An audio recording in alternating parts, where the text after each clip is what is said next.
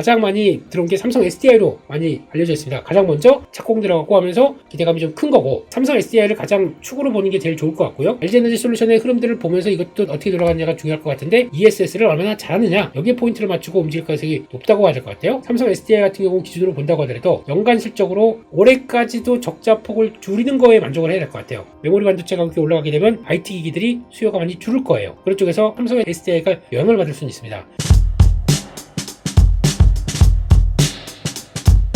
네, 안녕하십니까.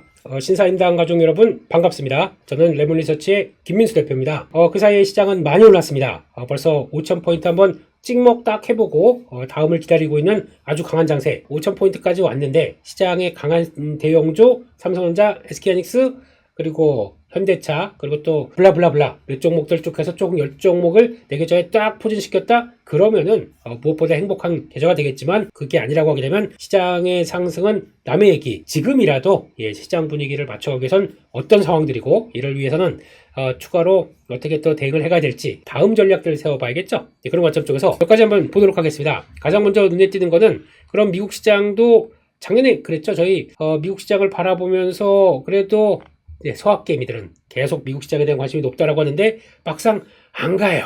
생각보다 안 갑니다. 지금 미국 시장 나스닥 기준으로 주봉을 보게 되면 그래도 작년까지는 그래도 좀 올라왔습니다. 작년 딱 11월 달부터 올해까지 흐름을 보게 되면 멈춰 있습니다. 옆으로 횡보하고 있어요. 상승의 기운이 조금 좀 많이 달했고, 그리고 추가로 강하게 가는데 좀 어렵습니다. 왜 그랬냐면은 많이 올랐어요. 지금 월봉으로 본다고 하더라도 4월 달부터 미국 시장은 쭉 하고 달려서 쉼없이 많이 달려다 보니까 고점에서 이제 조정과 다음 이렇게 올라왔으면은 그 다음에는 상승의 주도권을 다른 쪽으로 넘겨야지. 그게 아시아 시장으로 넘어오고 있습니다. 그런 쪽에서 변화가 들어왔다는 모습들. 그러면 미국 시장은 지금 어떤 변화가 들어오고 있느냐라고 봤을 때는, 일단 트럼프 대통령이 보여주고 있는 광폭의 행보가, 지금 요즘 미국에서 가장 많이 나오는 것 중에 하나가 아메리칸 소셜리즘, 그러니까 미국식 사회주의. 트럼프 대통령의 그 강한 액션과 또 내가 틀어잡고 모든 걸 끌어가겠다라고 하는 건 좋은데, 거기 너무 집중되다 보니까 돈의 흐름은 규제와 어느 정도 뭔가 좀 강한 힘들보다는 자유로운 관점들을 더 좋아하겠죠. 그러다 보니까 이게 아무래도 약간 가장 큰 리스크다 이렇게 얘기할 정도다 보니까, 아무튼 그러면서 이제 좌충우돌 지정학적 리스크가 이것저것 나오기 시작하다 보니까 미국에 대한 신뢰도가 조금씩 떨어지는 모습들이 아무래도 영향을 끼치는 게 아니냐. 안쪽에서 달러도 다시 100 이상으로, 인덱스 기준으로 100 이상으로 가지가 못하고 있는 상황들이 나오죠. 그런 상황들 쪽에서 그러면은 달러가 죄송합니다. 약세로 자리 잡는 분위기 쪽에서, 그러면 나머지 국가들 오히려 다른 국가들에 대한 기대감들이 점점 커지는 게 지금의 현상이다 라고 보는데, 그러다 보니까 딱 이 시점에서 잘 걸린 국가가 한국, 코리아, 한국 증시 월봉 주봉을 한번 볼까요? 같이 비교해 보겠습니다. 나스닥의 주봉과 같이 올라왔는데, 물론 작년, 이걸 조금 더 늘려볼게요. 작년과 똑같은 분위기로 본다라고 했었을 때는, 지금 오히려 지금 2024년도까지 같이 연결해 봤을 때는 그때보다 상승 탄력을 비교해 본다? 비교가 안 되는 거죠, 지금요. 그래서 작년에 2024년도에 그렇게 고생을 하다 보니까, 기다려봐, 다른 모습을 보여줄게. 그러면서 좀 강하게 올라온 그런 상황들이죠. 한국 증시에 올라왔던 배경들을 보게 되면, 첫 번째는 처음에는 출발이 그랬습니다. 이게 1차 상승, 2차 상승, 3차 상승이라고 볼 수 있겠죠. 한번 쉬고 올라오고 하게 되면 1, 2, 3 이렇게 봤을 때, 1차는 상승에 대한 촉발은 일단 미국의 해방의 날, 그거와 함께 이제 글로벌 증시와 같이 움직였다고 볼 수 있는데, 그럼에도 불구하고 이때는 가장 많이 움직였던 게 밸류업입니다. 금융주 쪽, 은행주 쪽 되게 많이 움직였죠. 증권, 지주 다 포함해서 이런 것들이 움직이기 시작했고, 그러다가 쉬고 두 번째부터는 이때 가을부터 뭐가 발생했냐면, 지금까지는 저희가 SK하이닉스만 단독으로 HBM이 AI에 들어가는 줄 알았어요.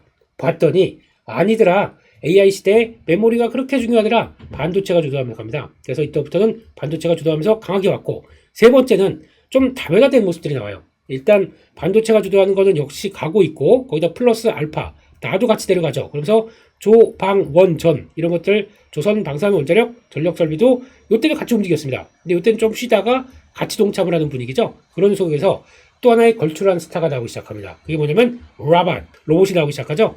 로봇 밸류 가장 끌고 올 수 있는 거 뭐야? 라고 하다 보니까 현대차, 이게 들어오기 시작하면서 시장은 강하게 반전을 하기 시작하면서 이런 모습들까지 들어왔다 라는 쪽입니다. 그런데 섹터는 그렇게 움직인다고 하더라도 가장 중요한 변화가 여기서 나온다고 봐야 될 것 같아요. 국내 증시에 올라갔던 흐름들은 일단 시장이 체력이 안 된다? 간다고 하더라도 한계가 되어 있습니다. 한국 증시의 가장 큰 고질적인 벽이었겠죠.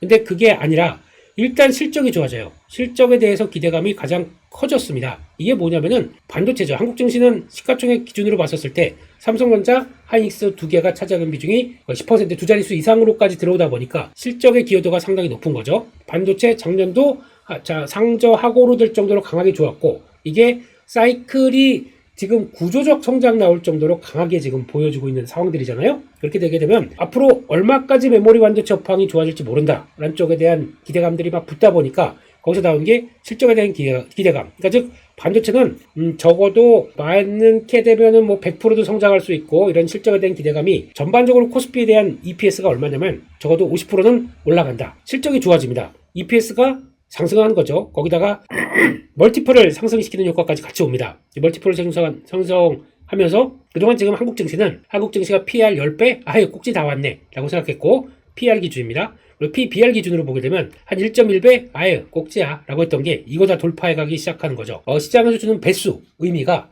이게 바뀌어지기 시작합니다. 그게 왜 바뀌어졌냐면은 정부의 여러 가지 노력들, 그래서 정부가 우리 상법 개정을 통해서 좀 더 주주 친화적인 쪽으로 가겠다라는 내용들을 1차로 보여줬고 2차로 보여줬고, 그 다음에 마지막 3차 이제 자사주 매입 소각과 관련된 쪽까지 푸시를 들어간다 그러면 한국 증시가 예전보다는 바뀌었네. 자세히 보다 보니까 아니 지금 아무리 동남아의 일반적인 증시, 그러니까 성장을 보여주겠다 아니면 첨단 산업이 있겠다라고 보여주지 못하는 국가들 같은 경우도 태국, 필리핀, 미국까지 다 쳤을 때 합치게 되면 PBR 한 1.5배 여기서 왔다 갔다 해요. 근데 그것도 못한다?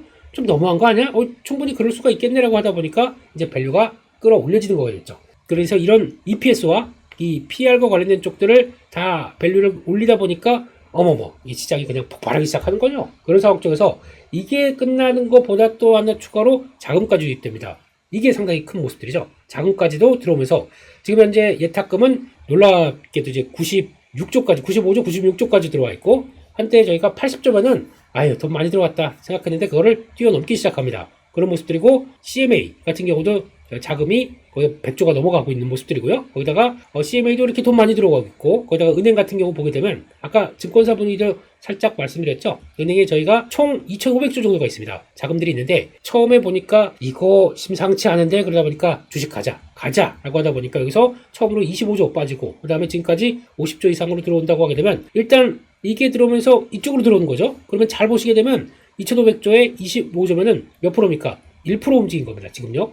지금 2% 움직이고, 만약에 여기서 10%가 은행이자 보니까 하루에 1년 가야 2% 세금 빼고 나게 되면 2% 전에서 왔다 갔다, 이게 뭐지? 라는 생각이 드는 거고요. 그런데 주식을 하나 잘 사게 되면 하루 만에 현대차 막 10%씩 팡팡 뜁니다. 이게 시장도 이렇게 강하게 움직이는데 내가 잘못 생각하고 있는 건가? 안 되겠다. 예금 만기 되면 또 넘기고 연장했던 거, 이거 내가 4개가 있었습니다. 그래서 한 개는 안 되겠다. 주식으로 가야겠다. 안쪽에서 주식 계좌가 많이 터지고 자금이 들어오는 현상들이죠.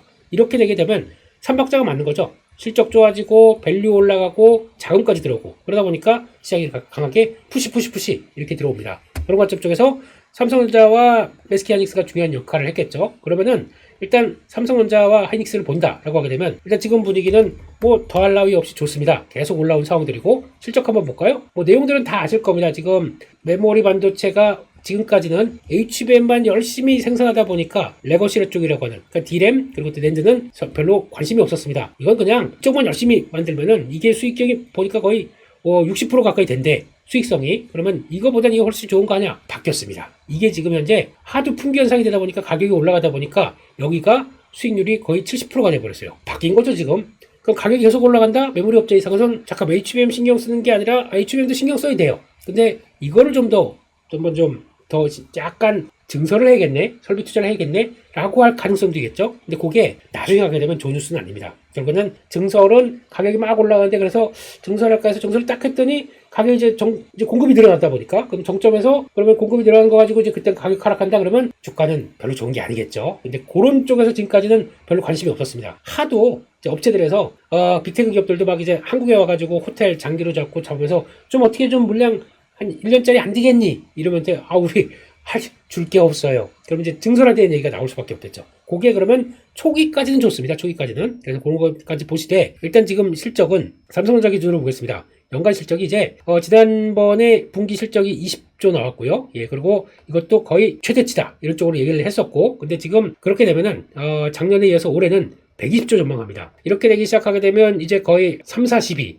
한 분기에 30조가 나온다는 얘기죠. 예, 이렇게 되는 모습들이 나오면서 이렇게 되는데 시장에서는 노노노 150조도 나온다, 160조도 나온다 그러면 30조가 아니라 한 분기에 40조 나오는 쪽으로 나오겠죠. 이렇게 나오게 되면 그 가이드라인을 1월 달에 얘기를 하면서 이제 실적 얘기를 하면서 많이 보여주겠죠. 그러다 보니까 그러면 만약에 이게는 30조가 나온다고 쳐볼게요. 30조면은 3, 40이니까 120조죠. 그렇게 되면 시총이 지금 현재 삼성전자가 드디어 1000조가 넘어가서 올해 120조 나온다 그러면 PR 10배를 준다라고 했었을 때, 근데 원래 메모리 반도체 밸류를 10배까지 안 줬어요. 아무리 호황이라고 하더라도 많아봐야 8배, 7배 이 정도가 한계가, 어차피 호황 끝나면 다시 내려갈 텐데 뭐 사이클이 분명히 있다 보니까 그렇게 이거에 따라서 밸류를 많이 못 주겠어 라고 했던 것들이 높기 때문에 아마 그때는 8배가 최고 그런 정도로 알고 있었습니다. 근데 이게 지금은 그게 아니고 연장될 것 같고, 뭐 메모리 공급 부족 현상이 2028년까지 간대.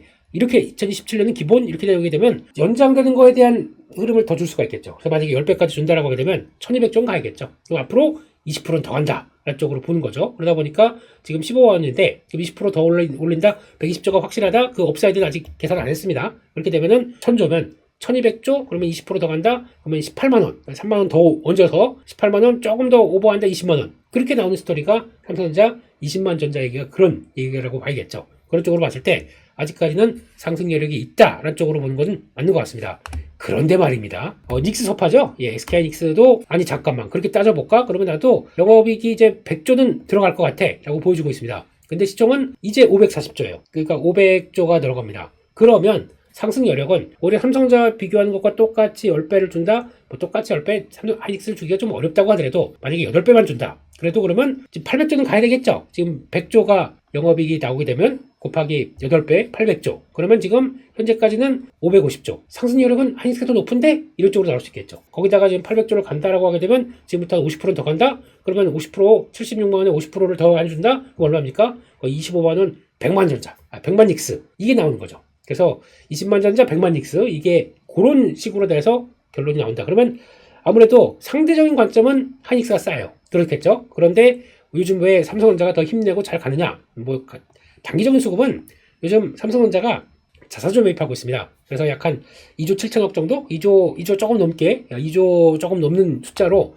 자사주 매입을 하고 있습니다. 왜냐면 이거 나중에 포상 임직원들한테 할 걸로. 근데 이거는 별 그렇게 중요한 게 아니라 매입 소각이 아니라 이거는 했다가 직원들한테 연말 가서 보너스를 나눠주고 그러면 직원들은 받은 거 팔 수도 있겠죠. 그러다 보니까 그거는 수급에서 그렇게 뭐 썩 좋은 건 아닌데 단기적으로 그런 것도 붙어 있다 이쪽으로 봐야 될 것 같고, 예, 게다가 삼성전자는 지금 저희가 사업부가 조금 여러 개가 있죠. 그런 쪽에서 뭐 MX 사업, 그러니까 약간 쉽게 말씀드리게 되면 이제 반도체가 있을 거고요. 거기다가 가전이 있을 거고, 거기다가 가전 또, 근데 이런 건 보지도 않지 않습니까? 디스플레이 이런 것도 보지도 않고요. 예, 이것도 보지도 않고, 거기다 제일 중요한 거는 시스템 반도체 이쪽이죠. 이게 바로 파운드리입니다. 시스템 LSI라고 하는 파운드리 쪽들이 얼만큼 성과가 내느냐에 따라서 또 분위기 바꿀 수 있습니다. 근데 이건 지금까지는 계속 적자였어요. 그러다 보니까 이거는 언젠간 수익 나겠지. 이거는 일단 밸류에서 빼. 이런 쪽으로 봤었죠. 메모리 반도체만 가지고 주가가 움직였던 현상들이 높습니다. 근데 지금은 파운드리 쪽에서 뭔가 성과가 나올 것 같아요. TSMC가 열심히, 진짜 열심히 일하고 있는데도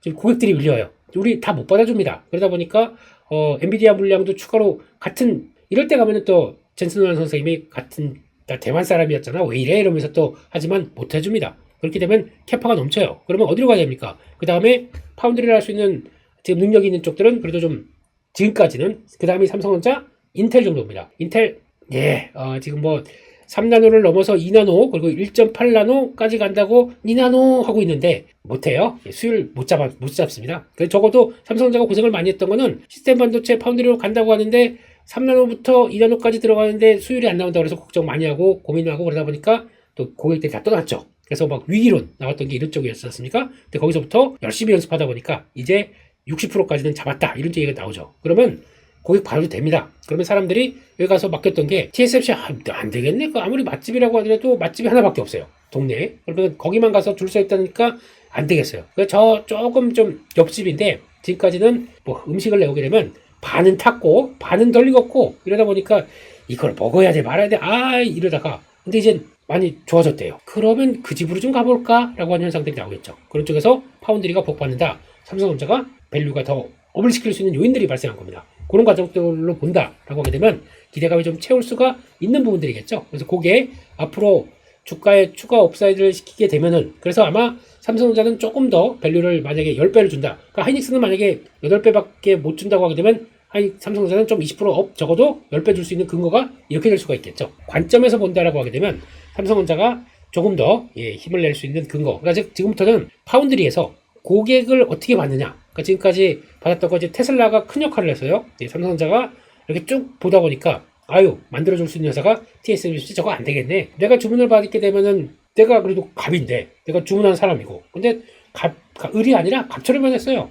뭐 이게 너무 바빠가지고 드시지 마시든가 이렇게 다른 집 가보시든가 이렇게 나오기 시작합니다. 그렇게 되면은 그럴 것 같으니까 먼저 테슬라가 삼성과 조금 손을 잡고 좀 좋은 관계를 유지하면서 이쪽으로 물량을 주기 시작하는 거죠. 그러다 보니까 이제 다음 주자들 테슬라가 갔대. 어머 테슬라도 그러고 갔대. 그러면 이제 소소되기 시작하면서 그 다음에 그러면 나도 가겠어. 뭐 퀄컴 손 딱 들고 이런 식으로 또 AMD 갑자기 손 딱 들고 나도 이런 식으로 조금씩 물량을 바뀌어봤다가 돌아가기 시작하네? 그러면 이제 들어올 수가 있는 거겠죠. 그런 쪽으로 봤었을 때 삼성전자의 기대감이 거기서 나오기 시작한다. 라는 쪽들은 앞으로 변화가 될 수 있는 요지가 더 크다. 결론적으로는 주가는 지금 많이 올랐습니다. 그래서 지금 삼성전자도 그렇고 연봉을 한번 볼까요? 지금 작년 5만원에서 지금 15만원 3배 났습니다. 축하드립니다. 갖고 계신 주주 여러분. 근데 대부분의 주주분들이 그럴 줄 알았더니 지난번 9만원대에서 털었다. 이제 뭐 10만원대 좀 쉴 줄 알았더니 계속 가더라. 그리고 안 되겠다 싶어서 곧버스 그 마음 너무 아픕니다. 곧버스를 샀다. 4천선 한 번에 넘어와서 여긴 좀 쉬었다 가겠지 싶어서 곧버스 샀는데 팔지도 못하고 지금 반토막 날 듯 그런 얘기 많이 들립니다. 그리고 또 잘 사서 수익 냈는데 또 난 그래도 2배 먹고 팔았는데 더 가서 지금 50%더 가 있습니다. 포모가 배가 너무 아픈 거죠. 이게 지금 나오는 현상들이라고 봐야 될 것 같고. 그래서 일단 삼성전자나 하이닉스 같은 경우는 일단 그렇다고 해서 여기 막 지금이라도 쫓아가는 건 아닌 것 같고요. 일단은 살짝 또 5천선 진입하면서 좀 변화가 나오게 되면 좀 기다려보는 것도 괜찮겠다는 쪽인데 여기서 중요한 건 변화가 나오기 시작하는 게 요거죠.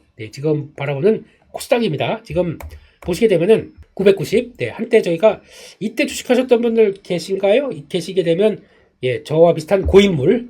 이 상황 동안 아주 잘 살아남으셨습니다. 고생 많이 하다 보니까 저희 이제 25년 만에 이런 아주 좋은 시장도 오고 눈물이 다 나겠죠? 저같이 좀 오래 있었던 사람들은 그런 현상이 나옵니다. 그래서 그냥 모르게 코스피 막 매일 올라가니까 좋다 못해 이제 황당하다가 이제 막 무섭기도 하고 뭐 그런 기분들이었죠. 코스닥과의 괴리가 이렇게 크고 한때 코스닥이 2830 이런 적이 있었어요? 생각하실 겁니다. 이때 분위기는 다 아시죠? 새로운 기술의 전설. 들어오기만 하면 IP만 하게 되면 막 점상한가 쫙 가는 그런 날들 아침에 누가 먼저 와서 주문 넣느냐에 따라서 달라진 모습들이었고 그런 게 갔다가 수직하락 이래서 거기서 그냥 깡통과 아주 투자자들의 마음들을 그저 아주 힘들게 했던 저도 이때 첫 깡통 그렇습니다. 저 버릇도 잘못 들어가지고 그때 신용을 맞들였다가 아주 신경 쓰니까 빛의 속도로 사라지더라고요. 그냥 그런 느낌이 있어서 좀 편하진 않지만 그래도 괴리가 많이 크다. 그러면 그때 부분까지는 한번 가져도 되겠다. 그런 쪽들로 바뀌기 시작하는 모습들이죠. 그러면은 이제 분위기는 그걸 떠나서 그러면 이제 코스닥도 이제 정부가 활성화 정책, 그러니까 5,000포인트 한번 찍다 보니까 그러면은 코스닥도 한번 가자 3,000 얘기가 나옵니다. 왜 3,000 얘기가 나온지는 아까 2,830 지난 고점이다 보니까 그렇구나 라는 쪽으로 이해를 하시면 될 것 같아요. 그렇게 되면은 지금 1,000포인트인데 3배 가나? 그건 모르겠고요. 코스닥은 워낙 밸류가 비싸고 스토리에 따라서 근데 뭐 못할 것도 없는 게 코스닥은 워낙 시총이 작다 보니까 그러면 거기서 조금만 정책을 조금만 신경 써주고 거기다 조금만 연기금 쪽이나 아니면 또 국가 갖고 있는 기금 쪽에서 조금씩만 십시일반 하자. 그래서 자금 들어온다. 갑자기 물 붙는 게 코스닥이에요. 그렇기 때문에 이런 가능성도 있다라고 보고 그렇게 되면 코스닥에서는 다른 거 없습니다. 시가총액 상위 종목들 쭉 보셔야 돼요. 그러면 알테오젠이 일단 코스피로 간다고 치게 되면은 그거 한번 보면서 말씀드릴까요? 그러면은 그런 변화가 나오겠죠. 그럼 시가총액 기준으로 본다라고 봤을 때 코스닥 크게 볼까요? 네, 알테오젠은 일단 없습니다. 네, 가고 에코프로 BM, 에코프로 2차전지죠. 그리고 ABL 바이오, 그리고 또 로봇 하나 있습니다. 로봇 하나 가운데 있고 ABL 바이오, 3천당, HLB, 코롱, 리가, 캠페트리움 여기까지 쭉 보게 되면 중위 약간 그러니까 상위권, 그러니까 전교 1등이 지금 학교, 네, 다른 학교 간대요. 밑에 애들은 와 이제 나도 1승 할 수 있어. 야 이제 나의 시대가 오는구나. 한 좀 차이가 이렇게 있다 보니까 그렇게 나오는 과정 쪽에서 그러면 3등, 3, 4등도 1등 갔으니까 나도 1등 한번 해볼 수 있잖아. 힘내기 시작하겠죠. 그런 쪽으로 봤을 때 경쟁이 나오기 시작하면서 이런 쪽도 그러면 2차전지 있습니다. 2차전지도 무시하시면 안 될 것 같아요. 지금은요. 네, 그런 거 같고 로봇 들어가 있고 바이오 들어가 있습니다. 그런 쪽이고 밑에 가게 되면 리노공업 또 아직 요 정도 그러니까 주수로 따지게 되면 종목수로 따지게 되면 반도체 소부장이 바이오 다음에 반도체 소부장입니다. 바로 그러다 보니까 이것도 무시하면 안 되겠죠. 거기다 또 파마리서치, 뭐 클래시스 이런 것들 들어와 있다. 그러면 이거는 또 뭐냐면은 미용기기 쪽이죠. 이런 쪽들 수출을 잘했던 미용기기 그런 쪽으로 봤을 텐데 수출이 좀 작아요. 5조도 안 됩니다. 그러다 보니까 이런 쪽으로 본다 그러면 그래도 종목수나 흐름으로 봤을 때 일단 가장 높은 쪽은 2차전지가 일단 맞을 거고요. 바이오 이런 것들 또 보셔야 될 것 같고 거기다가 반도체 소부장도 종목 수로만 보게 되면 2등이다 보니까 이것도 보셔야 될 것 같고 이런 쪽으로 구성을 해서 어느 쪽은 2차전지가 갔다가 그 다음날은 바이오 가고 바이오 쭉 갔다 쉬게 되면 반도체 소부장도 우리 섭하지 움직이다가 로봇도 좀 쳐져 있으면 로봇 아니야 나 아직 안 죽었어 현대차 형님 봐라 또 움직이겠죠. 미용기기 같은 경우도 수출이 이렇게 잘 되는데 우리 너무한 거 아니요? 그러면 또 움직이고 이런 쪽으로 움직이게 되면 아마 코스닥 시장에 대한 조금 활기찬 모습들이 더 들어오지 않나 한쪽에서 정부 내용들, 정부 코스닥 활성화 정책들 같이 보시면서 잘 한번 또 시장의 종목 장세 잘 또 이끌어가는 것도 하나의 팁이 되지 않나. 이럴 때는 아시죠? 종목들 한번 불 붙게 되면 팡팡팡 올라가는 것들 이런 것들이 또 나올 수가 있기 때문에 한번 잘 보고 흐름들 맞춰가 보자. 그것도 하나의 투자 아이디어라고 생각하고 있습니다. 여기까지 해서 시장 흐름들 전반적으로 살펴봤고요. 예, 다음 시간에는 섹터 하나씩 둘씩 또 보면서 또 투자 아이디어 찾아가 보도록 하겠습니다. 네, 감사합니다. 안녕하십니까. 오늘은 두 번째 시간 현대차에 대해서 말씀을 드려보겠습니다. 갑자기 다크호스로 부각을 하기 시작하면서 아주 신성처럼 떠오른 현대차. 시장에서 관심이 아주 높아지기 시작했죠. 지금까지는 코스피 5천원 주역이라고 보면 될 것 같습니다. 그런 쪽에서 현대차가 강하게 변신하기 시작하다 보니까 시장에서 삼성전자 이닉스만 보다가 현대차가 변신을 하네? 라는 쪽에서 이쪽으로 뛰어들기 시작하면서 또 다른 포모의 주인공 나오기 시작했고요. 주가로 보게 되면 뭐 다 아시는 거겠지만 지금 올해 들어서 작년 말에 그래도 열심히 올라왔던 게 그게 하나 움직였던 게 30만원대 우리 너무 밸류도 싼데 너무한 거 아니냐 라는 쪽에서 나와서 그 정도 박스권 안쪽까지 딱 들어오다가 그걸 돌파해서 올해만 지금 현재 고가 대비해서 100% 올랐네요. 고가 대비해서는 30만원대에서 60만원대 찍고 그러다 보니까 저희가 열광하게 되겠죠.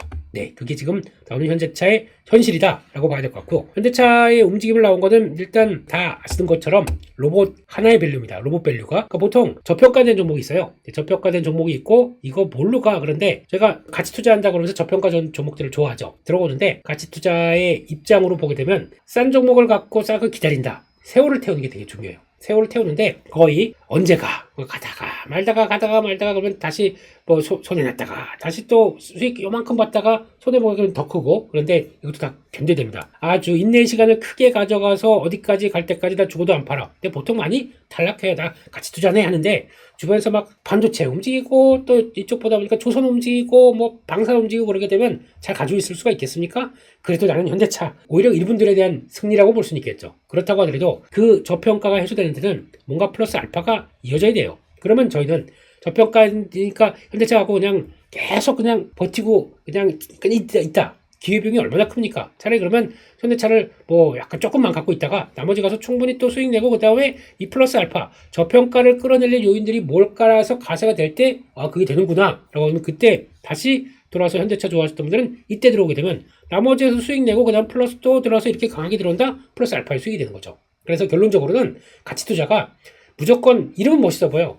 거기 가서 그 잔잔바리처럼 막 매매했다가 수수료도 많이 나오고 그래서 그걸 봐야 진짜가 아니 갖고 있게 되면 나중에는 큰 수익을 나겠네 하는 예로 많이 쓰입니다. 현대차가. 그런데 말입니다. 네, 그렇다고 마음먹은 사람들 하나씩 둘씩 떠나고 지쳐서 떠난 다음에 그 다음에 거의 나도 깔딱깔딱 하다가 팔까 아이고 나 이제 삼성전자 다시 사야 되나 이렇게 했을 때 그때 움직인 거예요. 그러니까 거의 이거를 보게 되면 결론 제가 보기에는 가치 투자를 한다고 하더라도 핵심은 얼만큼 기회비용을 줄일 수 있느냐, 이게 핵심인 것 같습니다. 그러면은 그 분명히 저평가가 알고 있고 그 저평가를 해소할 모멘텀이 나온다라고 했을 때 강하게 베팅을 해야 되겠죠. 그게 맞다라고 하게 되면 현대차가 이번에 그런 변화가 이끌어졌다고 봐야 될 것 같고, 그런 쪽에서 일단 현대차의 현 주소는 이제 딱 그겁니다.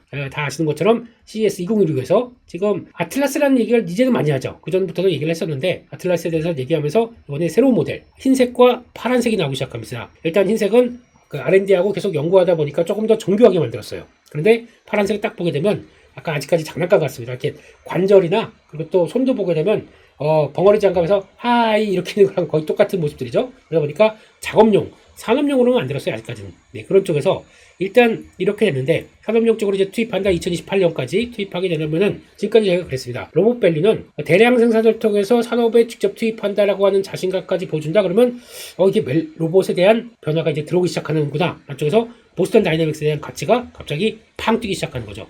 원래 이거를 보고 있었을 때 지금까지는 북미 쪽에서는 대부분 경쟁사를 볼까요? 테슬라가 있었습니다. 테슬라에 옵티머스가 있었죠. 옵티머스가 있다 보니까 이거는 벌써 3세대 젠3 제너레이션 3까지 나오기 시작하면서 이번엔 검은색으로 자칠했죠. 머스크 형님과 같이 막 춤추고 있더라고요. 이러면서. 그런데 하면서 이제 이번에 아마 조만간 1분기 안에 공개를 할 것 같고 본격적인 양산 연말 이런 얘기 나오고 있는데 그건 또 이제 어떻게 가는지 봐야 될 것 같지만 그런 쪽에서 아마 지금 옵티머스가 1번 그리고 또 보스턴 다이내믹스가 2번 회사가 있었습니다. 피규어 AI라는 회사가 피규어 AI가 있었는데 이쪽들은 물론 보여줬죠. 로봇에 대해서 보여주고 하는데 대량 생산이나 어차피 이걸 양산하려고 하게 되면 로봇을 생산할 수 있는 파운드리가 필요한데 그건 어디로 갈까 아직도 고민을 하고 있는 상황들이죠. 그게 하기 위해서는 또 많이 필요할 것 같고 근데 오히려 보스턴 다이내믹스가 현대차 인수되다 보니까 제조업의 강자 마인드가 충분히 있고 이걸 가지고 같이 현장에 투입하고 하는 과정들이 나오다 보니까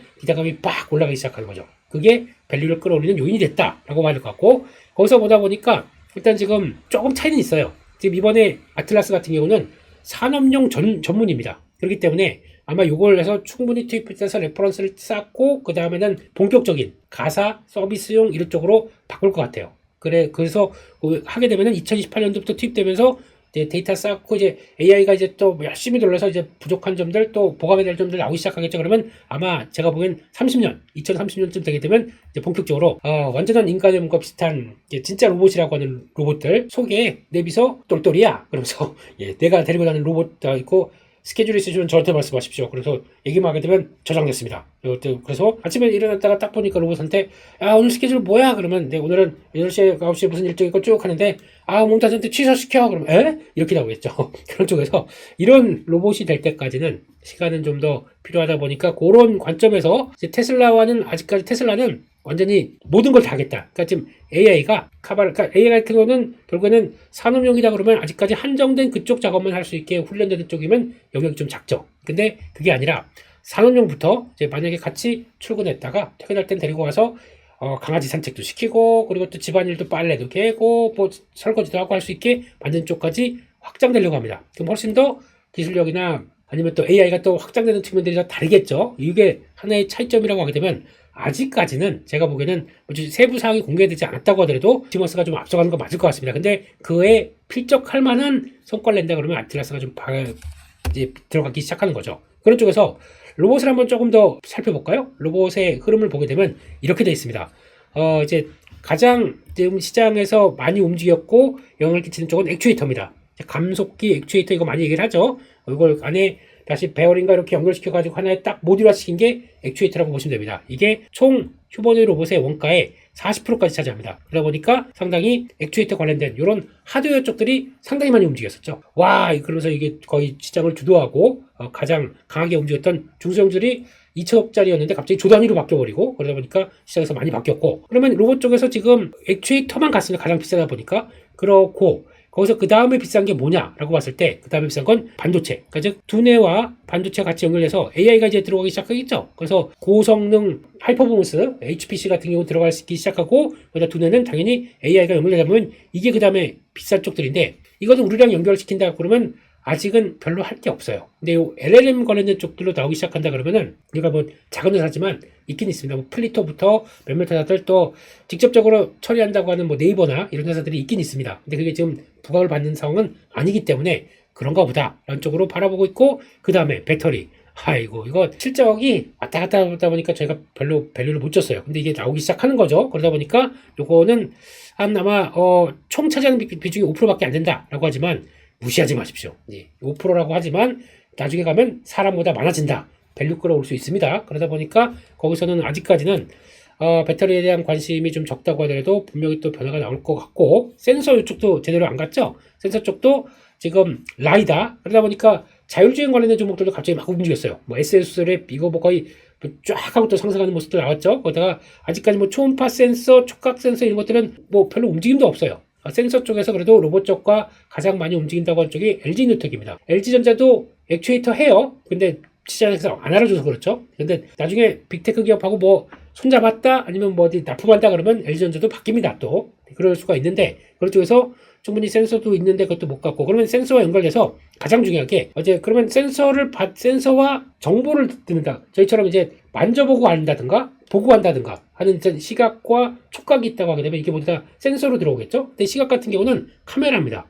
이것도 그렇게 같다고 하긴 좀 어렵겠죠. 근데 삼성전기 같은 경우도 실적 잘 나오는데 또 그렇게 패버리고 그래요. 예, 근데 카메라 같은 경우도 이제 들어올 수가 있고, 이런 쪽으로 가게 되면 앞으로 로봇과 구성해서 움직인다 그러면 할 일이 또 많은 거죠. 센서 쪽이 또 집합체는 어딥니까? 저희가 촉각으로 가장 많이 쓰는 게 손이죠. 예, 손인데 보게 되면 인간의 손처럼 아주 자유자재롭게 거의 막 꽉 하면서 이렇게 움직일 수 있는 로봇이 필요한데, 그만큼 로봇은 딴 거 필요 없이 딱 손을 쥐었을 때 압이라고 그러죠. 이게 그러면 잡고 있는 게 이런 딱딱한 연필인지, 연필의 강도와 똑같이 계란을 잡고 있다 받아주면 깨져버리겠죠. 아니면 연필의 강도를 생각하고 무슨 수건을 잡는다 그럼 수건이 이렇게 꽉 눌려지게, 이런 것들이 다 같이 있다 보니까 시각과 촉각과 함께 같이 오르는 이게 또 얼마나 중요한 겁니까? 그렇기 때문에 저희는 이제 타고나서 생물이다 보면 그냥 자연스럽게 접근하는 거지만, 기계가 사람처럼 변한다 그러면 당연히 센서도 중요하겠죠. 그러다 보니까 손, 이것도 중요한 모습들이죠. 손의 강자는 또 작년에 가장 많이 오른 로봇 중에 하나가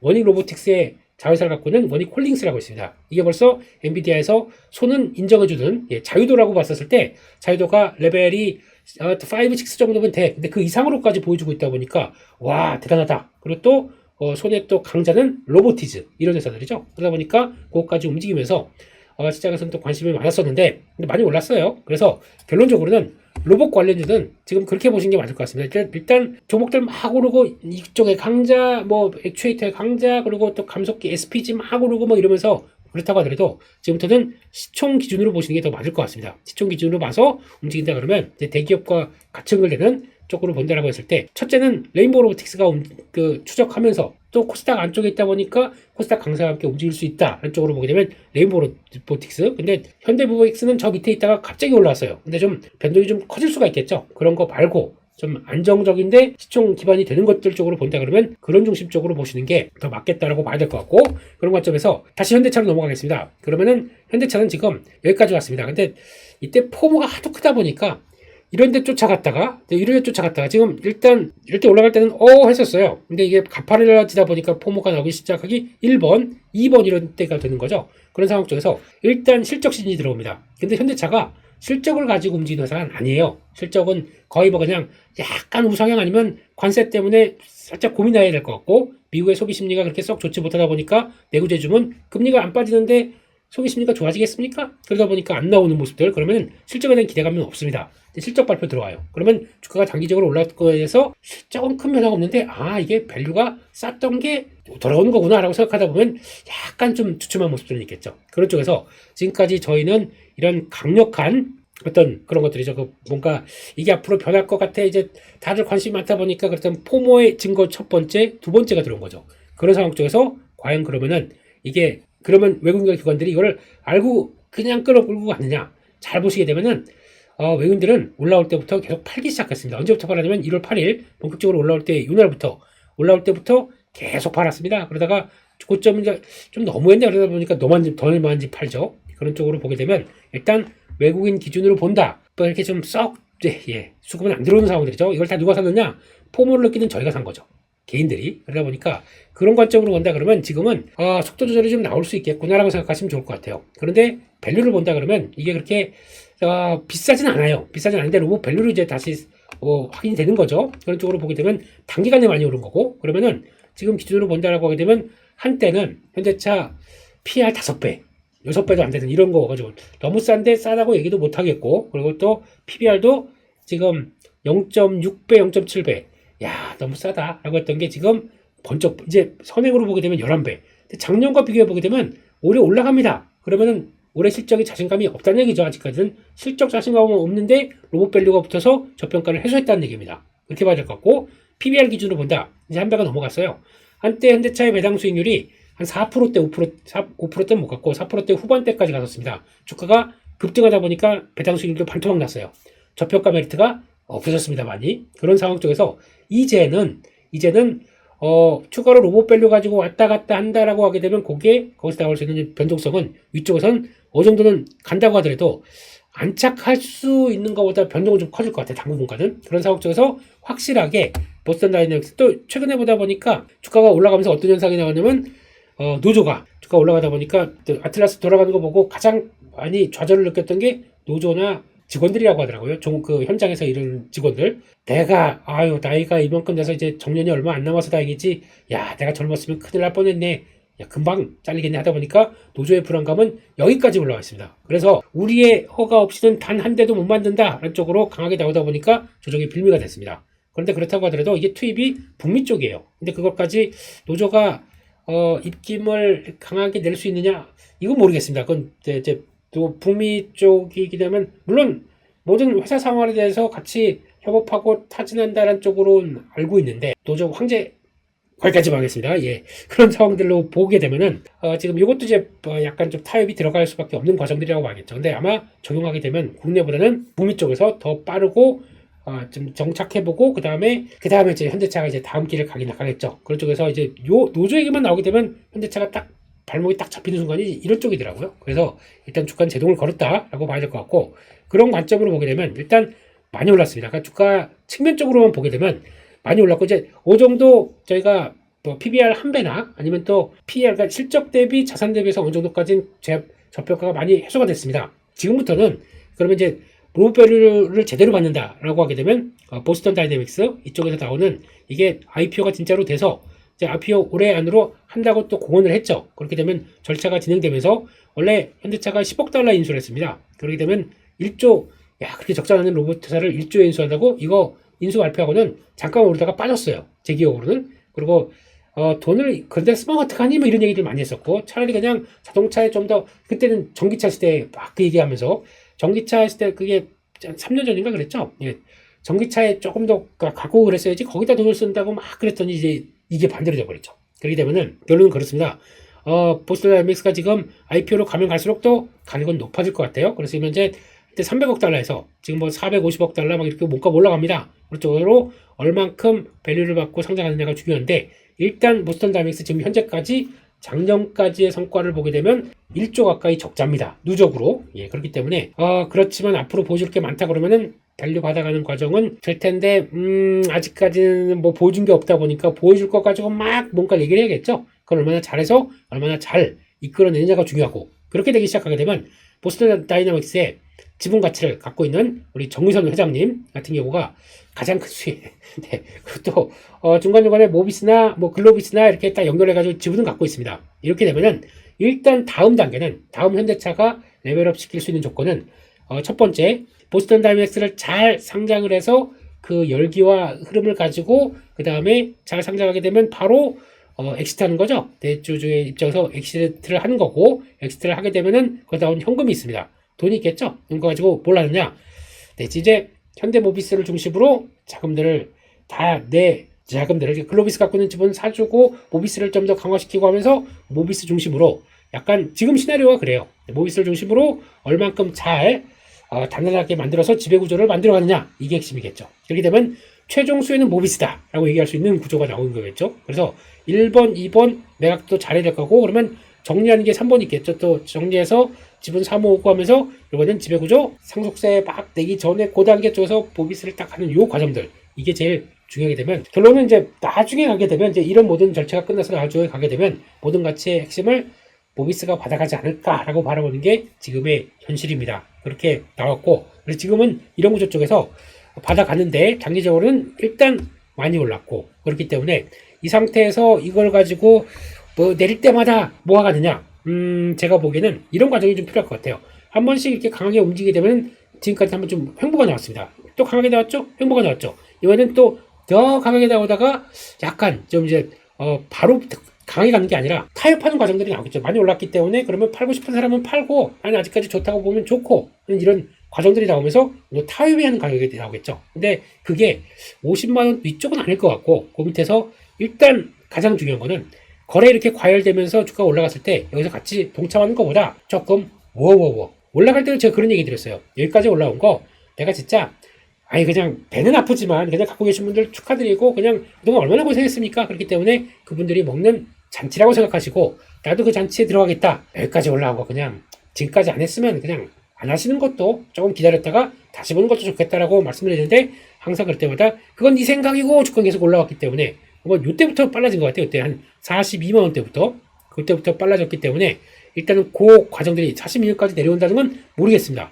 근데 그 과정에서 제가 할 수 있는 거는 거래가 줄어듭니다. 거래가 줄면서 자 이제 사람들이 좀 잠깐만 야고 좀 워워워 하는 기간이 나왔을 때 주가가 어떻게 변하는지, 버티고 어느 자리에서 버티냐가 중요하겠죠. 근데 일단은 50만 원 밑에가 더 나을 것 같아요. 그 정도쯤이 일단 나을 것 같고, 그 정도쯤에서 자리 잡아가는 거 보시면서 그 다음부터 사람들이 한술제품, 만약에 또 여기서 현대차가 이만큼 달렸기 때문에 이건 됐고, 지금까지 하이닉스, 삼성전자가 이만큼 달려다 보니까 됐고 현대차 간 거 아닙니까? 현대차 가서 이건 됐고 또 다른 데로 간다. 그럼 그 자금들이 어디로 가느냐에 따라서 그것도 또 약간 또 무거워질 수가 있겠죠. 그런 과정들을 찾아간다 그러면 차라리 지금은 50만 원대 밑에서 어느 정도 좀 맞춰가는 자리 쪽에서 한번 보는 게, 일단 거래가 좀 줄면서 약간 좀 소강 상태일 때 접근하는 게 가장 현명한 전략이 아니겠느냐. 그렇다고 해서 이 고점을 찍었느냐?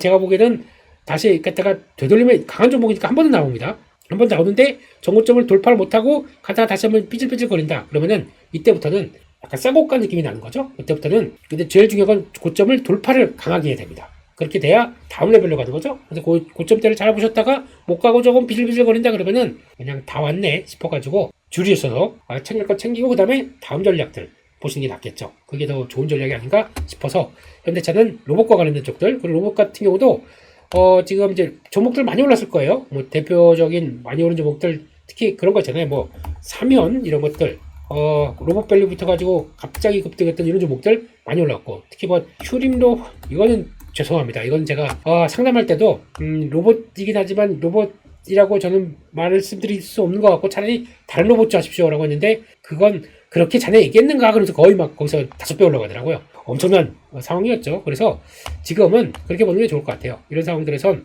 너무 급등한 종목, 작은 종목, 그렇게 알려지지 않았다가 이번에 급하게 올라간 종목들 같은 경우는 좀 시총이 작았다가 급하게 올라간 시총을 보이는 종목들은 좀 배제하시는 게 좋을 것 같아요. 그런 쪽에서 이왕이면 시총 큰 거, 이왕이면 대형 쪽과 연결된 로봇 쪽으로 보시는 게 좋겠다. 이렇게 일단 말씀드리겠습니다. 여기까지 말씀드리겠고요.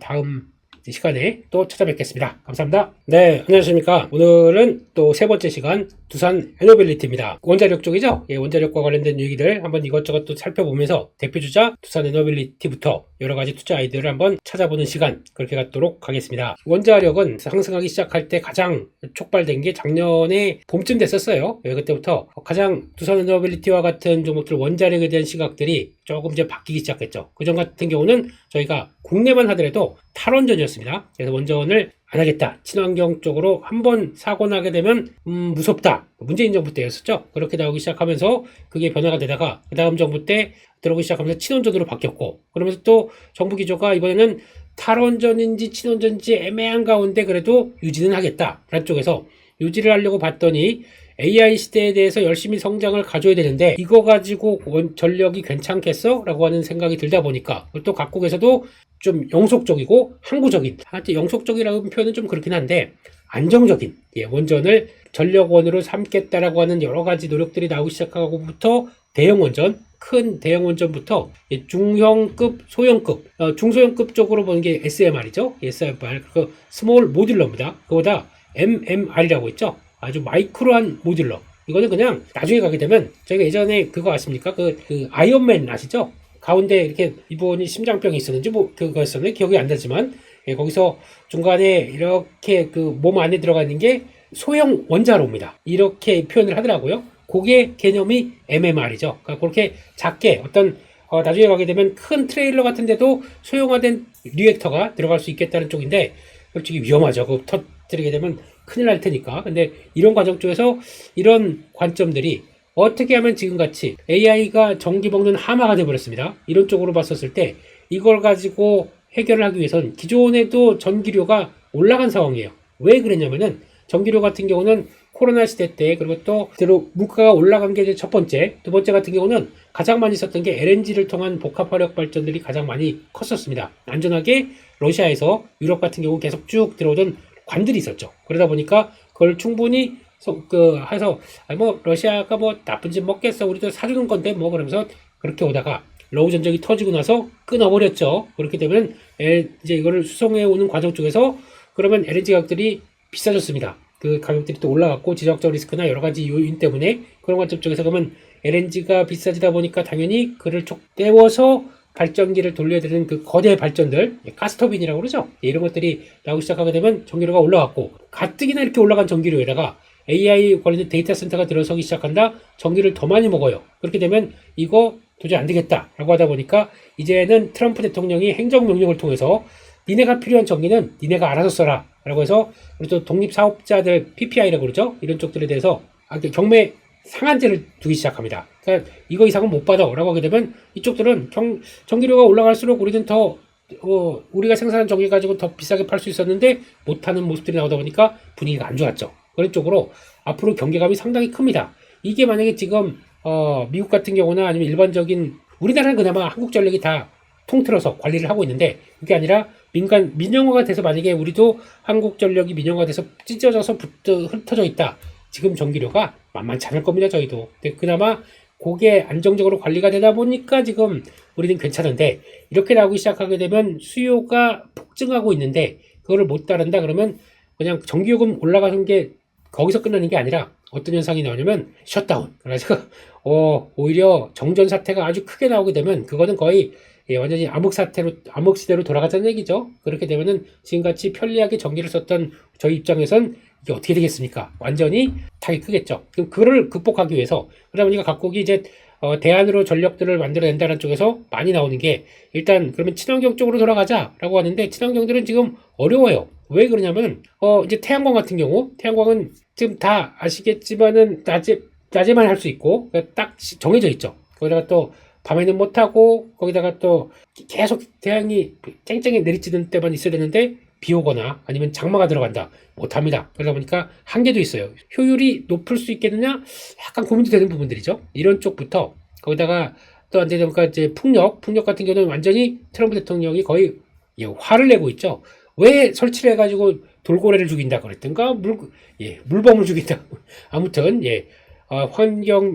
그렇게 환경 생각하시는 분이 그 원유를 시출한다고요?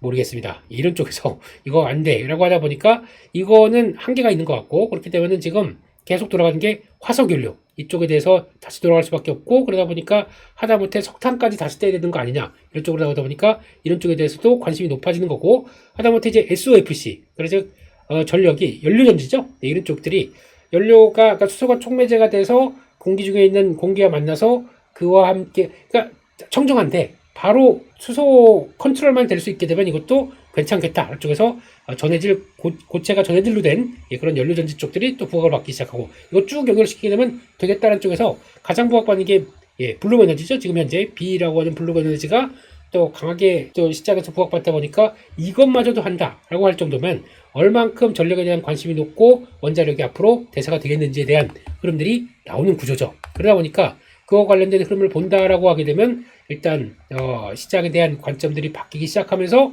원자력에 대한 부각들이 나오다 보니까 그렇게 되면은 그거 한번 볼까요?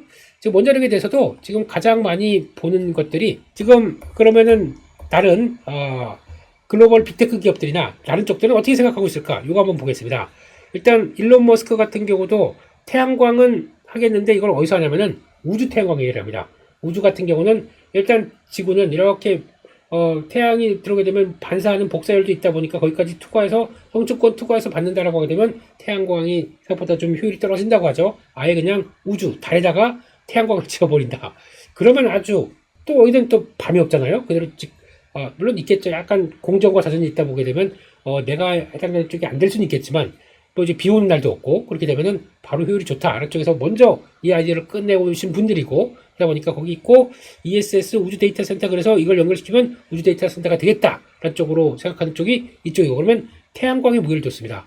그런데 이 오픈 AI 같은 경우는 핵융합 SMR 쪽에 관심이 상당히 높은 거고 지금 메타도 SMR 그렇게 나가고 있고 젠슨왕 엔비디아 같은 경우는 뭐 직접적으로 그쪽은 얘기를 안 하고 있고 마이크로소프트 빌 게이츠 SMR 이쪽으로 나오고 있고 거기다가 트럼프 대통령은 일단 화석 연료 이런 쪽들인 것 같고 베이조스 예전에 아마존 CEO죠 핵융합을 얘기를 하고 있습니다. 이쪽이고 구글은 지열 발전 예 거기까지 들어가네요. 거기다가 또 오라클은 SMR 마이크로소프트의 또 지금 CEO 현재 원전 또 마이클 버리는 SMR 핵연료니까 당연히 핵융합 쪽과 약간 비슷한 내용들이죠. 그런 쪽으로 봤을 때 지금 분위기로 간다라고 하게 되면 AI 시대에서 전력을 어디로 움직이느냐? 하나, 둘, 셋, 넷, 다섯, 여섯, 일곱. 이런 식으로 다 오히려 중요한 빅테크 기업들은 해답을 어디서 찾고 있느냐? 이렇게 나오고 있습니다. 이런 식으로 되다 보니까 그렇구나. 국내는 조금 달라요. 태양광이나 에너지 고속도로를 통해서 약간 좀 바꾸려고 하는데 그래도 안 되겠다. 글로벌 대세가 그런 쪽이다 보니까 우리도 서서히 바뀌어가는 거죠. 그래서 최근에는 어떤 현상까지 나오면 그냥 원전을 유지는 하는 쪽으로 가다가 요거 안 될 것 같아요. 그러다 보니까 우리도 원전 2기, 원전 2개, SMR 그리고 1기 정도까지는 우리도 해야 되는 거 아니냐라는 쪽에서 국민들에 대한 의견을 묻고 있습니다. 그런 상황 쪽에서 그 의견의 한 60, 70몇 프로인가요? 이게 다 찬성으로 나오고 있죠. 우리 나중에 가게 되면 지금은 괜찮은데 우리도 데이터 센터 지을 거고 그러면서 AI 시대 때 우리가 뒤처지면 안 될 거 아니야. 우리 같이 그래도 전력에 대해서는 딱딱 우리가 뭐가 부족한 게 있습니까? 컨트롤 타워 한국전력 쪽으로 쫙 있죠. 밑으로 보면은 원자력 중심으로 한국수자원 여기서 연결시켜서 또 그대로 또 밸류체인을 갖고 있는 상황 쪽에서 주기기가 없습니까? 보조기기가 없습니까? 주기기 BOP라고 하는 쪽들 BOP 맞죠? 예. 주기기 쪽에서도 두산 에너빌리티가 있고 보조기기 쪽에서도 BHI라고 하는 쪽들이 있고 밸류체인 또 밑으로 쫙 하게 되면 다 연결시켜 있어요. 우리나라만큼 잘 된 게 없죠. 그러다 보니까 이거는 그냥 친원전 아니면 유지론 가야 나중에 가서 변화를 더 계속 끌어낼 수 있겠구나라고 하다 보니까 우리는 좀 더 약간 더 넓혀가는 쪽으로 가는 거죠. 정책은 잘한 것 같습니다. 그렇게 되면은 이제 다들 이제 그럴 것 같아요. 미국도 그렇고 이런 쪽에서 이제 우리도 이제 시행하게 SMR을 이제 건설하겠다 이런 쪽으로 가기 시작하게 되면 가장 핵심이 그거죠. 그러면은 설계하고 니네가 기술 갖고 있고 뭐는 거 다 좋다. 그러면은 설계하고 끝. 그러면 자 이거 누가 지어줘야 되는데 누가 있지? 없어요. 지금 미국 같은 경우는 제조업이 완전히 공동화된 상태죠. 그러다 보니까 원자력 같은 또 중요한 또 거기다 만약에 뭐가 컨트롤을 잘못한다 그러면은 약간 좀 적국 아니면 적대국들이 와서 그거를 한다 싫어하겠죠. 또 비밀도 다 새나갈 거고 그러다 보니까 이왕이면 동맹국에서 해야 됩니다. 그러니까 원전의 강자로 보게 되면 그래도 프랑스가 있고 거기다가 러시아, 중국 있죠. 근데 유럽과의 관계가 예전만큼 그렇게 썩 좋지 않고 프랑스 쪽도 일단 되게 세게 부를 겁니다. 가성비가 높지도 않을 거예요. 그런 상황들이라고 하게 되면 중국 아니고 다 배척하게 되면 일단 두 나라 일본과 한국밖에 없습니다. 이런 상황 쪽에서 일본으로 간다? 물론 가도 좋죠. 근데 일본은 그 후쿠시마 원전에서 그때 한번 크게 당한 뒤로 완전히 생태계가 망가져 있는데 이제 다시 재건하려고 움직임이 나오고 있습니다. 원전이 그러면 그래서 그래 재건하자 그러면 뚝딱뚝딱 해서 한 달 만에 자 우리 다 됐어요. 우리 거 이제 밸류체인 만들어 가세요. 어렵습니다. 그 사이에 벌써 10년 넘게 지난 상황들이기 때문에 그때 어떤 인력들 같은 거 다 유출됐고 제대로 안 되고 있는 상황 속에서 일본 어렵습니다. 최근에 그나마 친원전 쪽으로 바뀌었던 한국 쪽이 밸류체인과 다 살아있고 다시 뭔가 분위기 맞춰져 있고 최근까지도 대형 원전 수주받고 체코까지도 그리고 또 연결시켜가면서 열심히 하는 국가 어디냐? 한국에 대한 밸류체인이 부각받을 수밖에 없는 거죠. 그걸 그대로 조금 공기나 조금 더 단축시킨 쪽으로 규모도 단축시키고 하는 것 쪽으로 간다. SMR 그리고 또 MMR 이런 것들이 또 부각을 받는 모습들이죠. 이런 것까지 연결을 시키게 되면 이게 다 하나의 카테고리로 움직이겠다 이런 쪽으로 보면서 변화가 나오는 구조라고 봐야겠죠. 그러면은 일단 어떤 식으로 갔는지 보게 되면 그거 한번 볼까요? 일단은 원전의 핵심 주자는 두산 에너빌리티 뭐 다 아시는 거고 본체 주기기 거기다 플러스 두산 에너빌리티는 강점이 뭐가 있냐면 그냥 발전과 관련된 쪽에 대한 주력 기기들은 다 한다고 보시면 돼요. 그런 쪽에서 일단 원자료 본체 주기기 다 있다고 하더라도 LNG 복합화력 발전 이쪽 같은 경우도 가스터빈이 필요합니다. 왜냐면 그걸 통해서 열과 증기를 통해서 돌려서 그게 열 에너지가 가스를 통한 에너지가 전환이 운동 에너지로 바뀌면서 운동 에너지가 전기 에너지로 바뀌는 과정. 이게 복합화력 발전의 가장 핵심 아닙니까? 거기 들어가는 가스터빈도 잘합니다. 이게 미국으로 들어가기가 되게 어려웠어요. 왜냐면 덩치가 아파트 한 반동만 해요, 크기가. 그런 쪽에서 금액도 뭐 최소 3천억 이런 큰 거거든요. 이런 거 한 2기 수주했다. 그러면 얼마입니까? 6천억이에요. 근데 이거 벌써 2기, 1기, 벌써 3기는 수주한 걸로 알고 있거든요. 앞으로 이거 뭐 테슬라 쪽에서 관심이 있어서 들어갔다고 하는데, 이쪽 계속 미국에서도 그러면 당장 원전은 지금 지어봐야 이제 해서 SMR 같은 경우는 최소한 3년, 5년 이런 식으로 시간도 필요할 거고, 대형 원전은 뭐 거의 10년, 15년 들어가게 되면 시간은 많이 필요하죠. 그러면 지금부터 준비를 빨리 해야 되는데 안 됐다 그러면, 그러다 보니까 SMR 같은 이런 것들 나오는데 그게 안 돼도 더 당장 필요하다 그러면 LNG 복합화력 발전은 1년 반 정도면 또 할 수가 있다 보니까 이런 쪽에서 부각받는다 그러면 두산에너빌리티의 또 다른 하나의 힘이 되겠죠. 그래서 가스터빈도 중요하다. 이것도 보고 있고, 그러다 보니까 그러면 건설하는 EPC라고 합니다. 보통 시공 경험 있고 직접 건설하는 주체 누구냐? 현대건설이 부각받는 거죠. 그래서 이 두 회사가 가장 많이 부각을 받고, 게다가 또 정부 관점 쪽에서는 한국전력이 또 가장 또 중심이 돼서 밑에 있는 자회사, 설계하는 회사 한전기술, 한전 KPS는 정비 유지 보수다 보니까, 그리고 또 운영 지원이면 한전산업은 조금 거리가 멀겠죠. 그래서 당장의 부각을 받는다 그러면 한국전기술 정도가 가장 부각을 많이 받는 거고, 한국전력은 컨트롤 타워 느낌이긴 한데 중요한 거는 또 이번에 JP모건에서는 원자력 회사 아니다 라는 쪽에서 한국전력을 또 많이 올랐다고 까더라고요. 아니긴 뭐가 아닙니까? 밑에 좀 자회사가 떡하니 버티고 있는데. 그래서 또 가다가 좀 다시 주가 올라가게 되면은 뭐 사과하나요? JP모건이 글로벌 IB가 사과하는 거 못 봤는데, 예, 아무튼 그런 쪽으로 가기 시작하면서 변화가 들어오는 거고, 그래서 이런 정도까지는 보시는 게 맞겠다고 봐야 될 것 같고, 그래서 아까 말씀드렸듯이 핵심 이제 보조기기 BHI 나오기 시작하죠.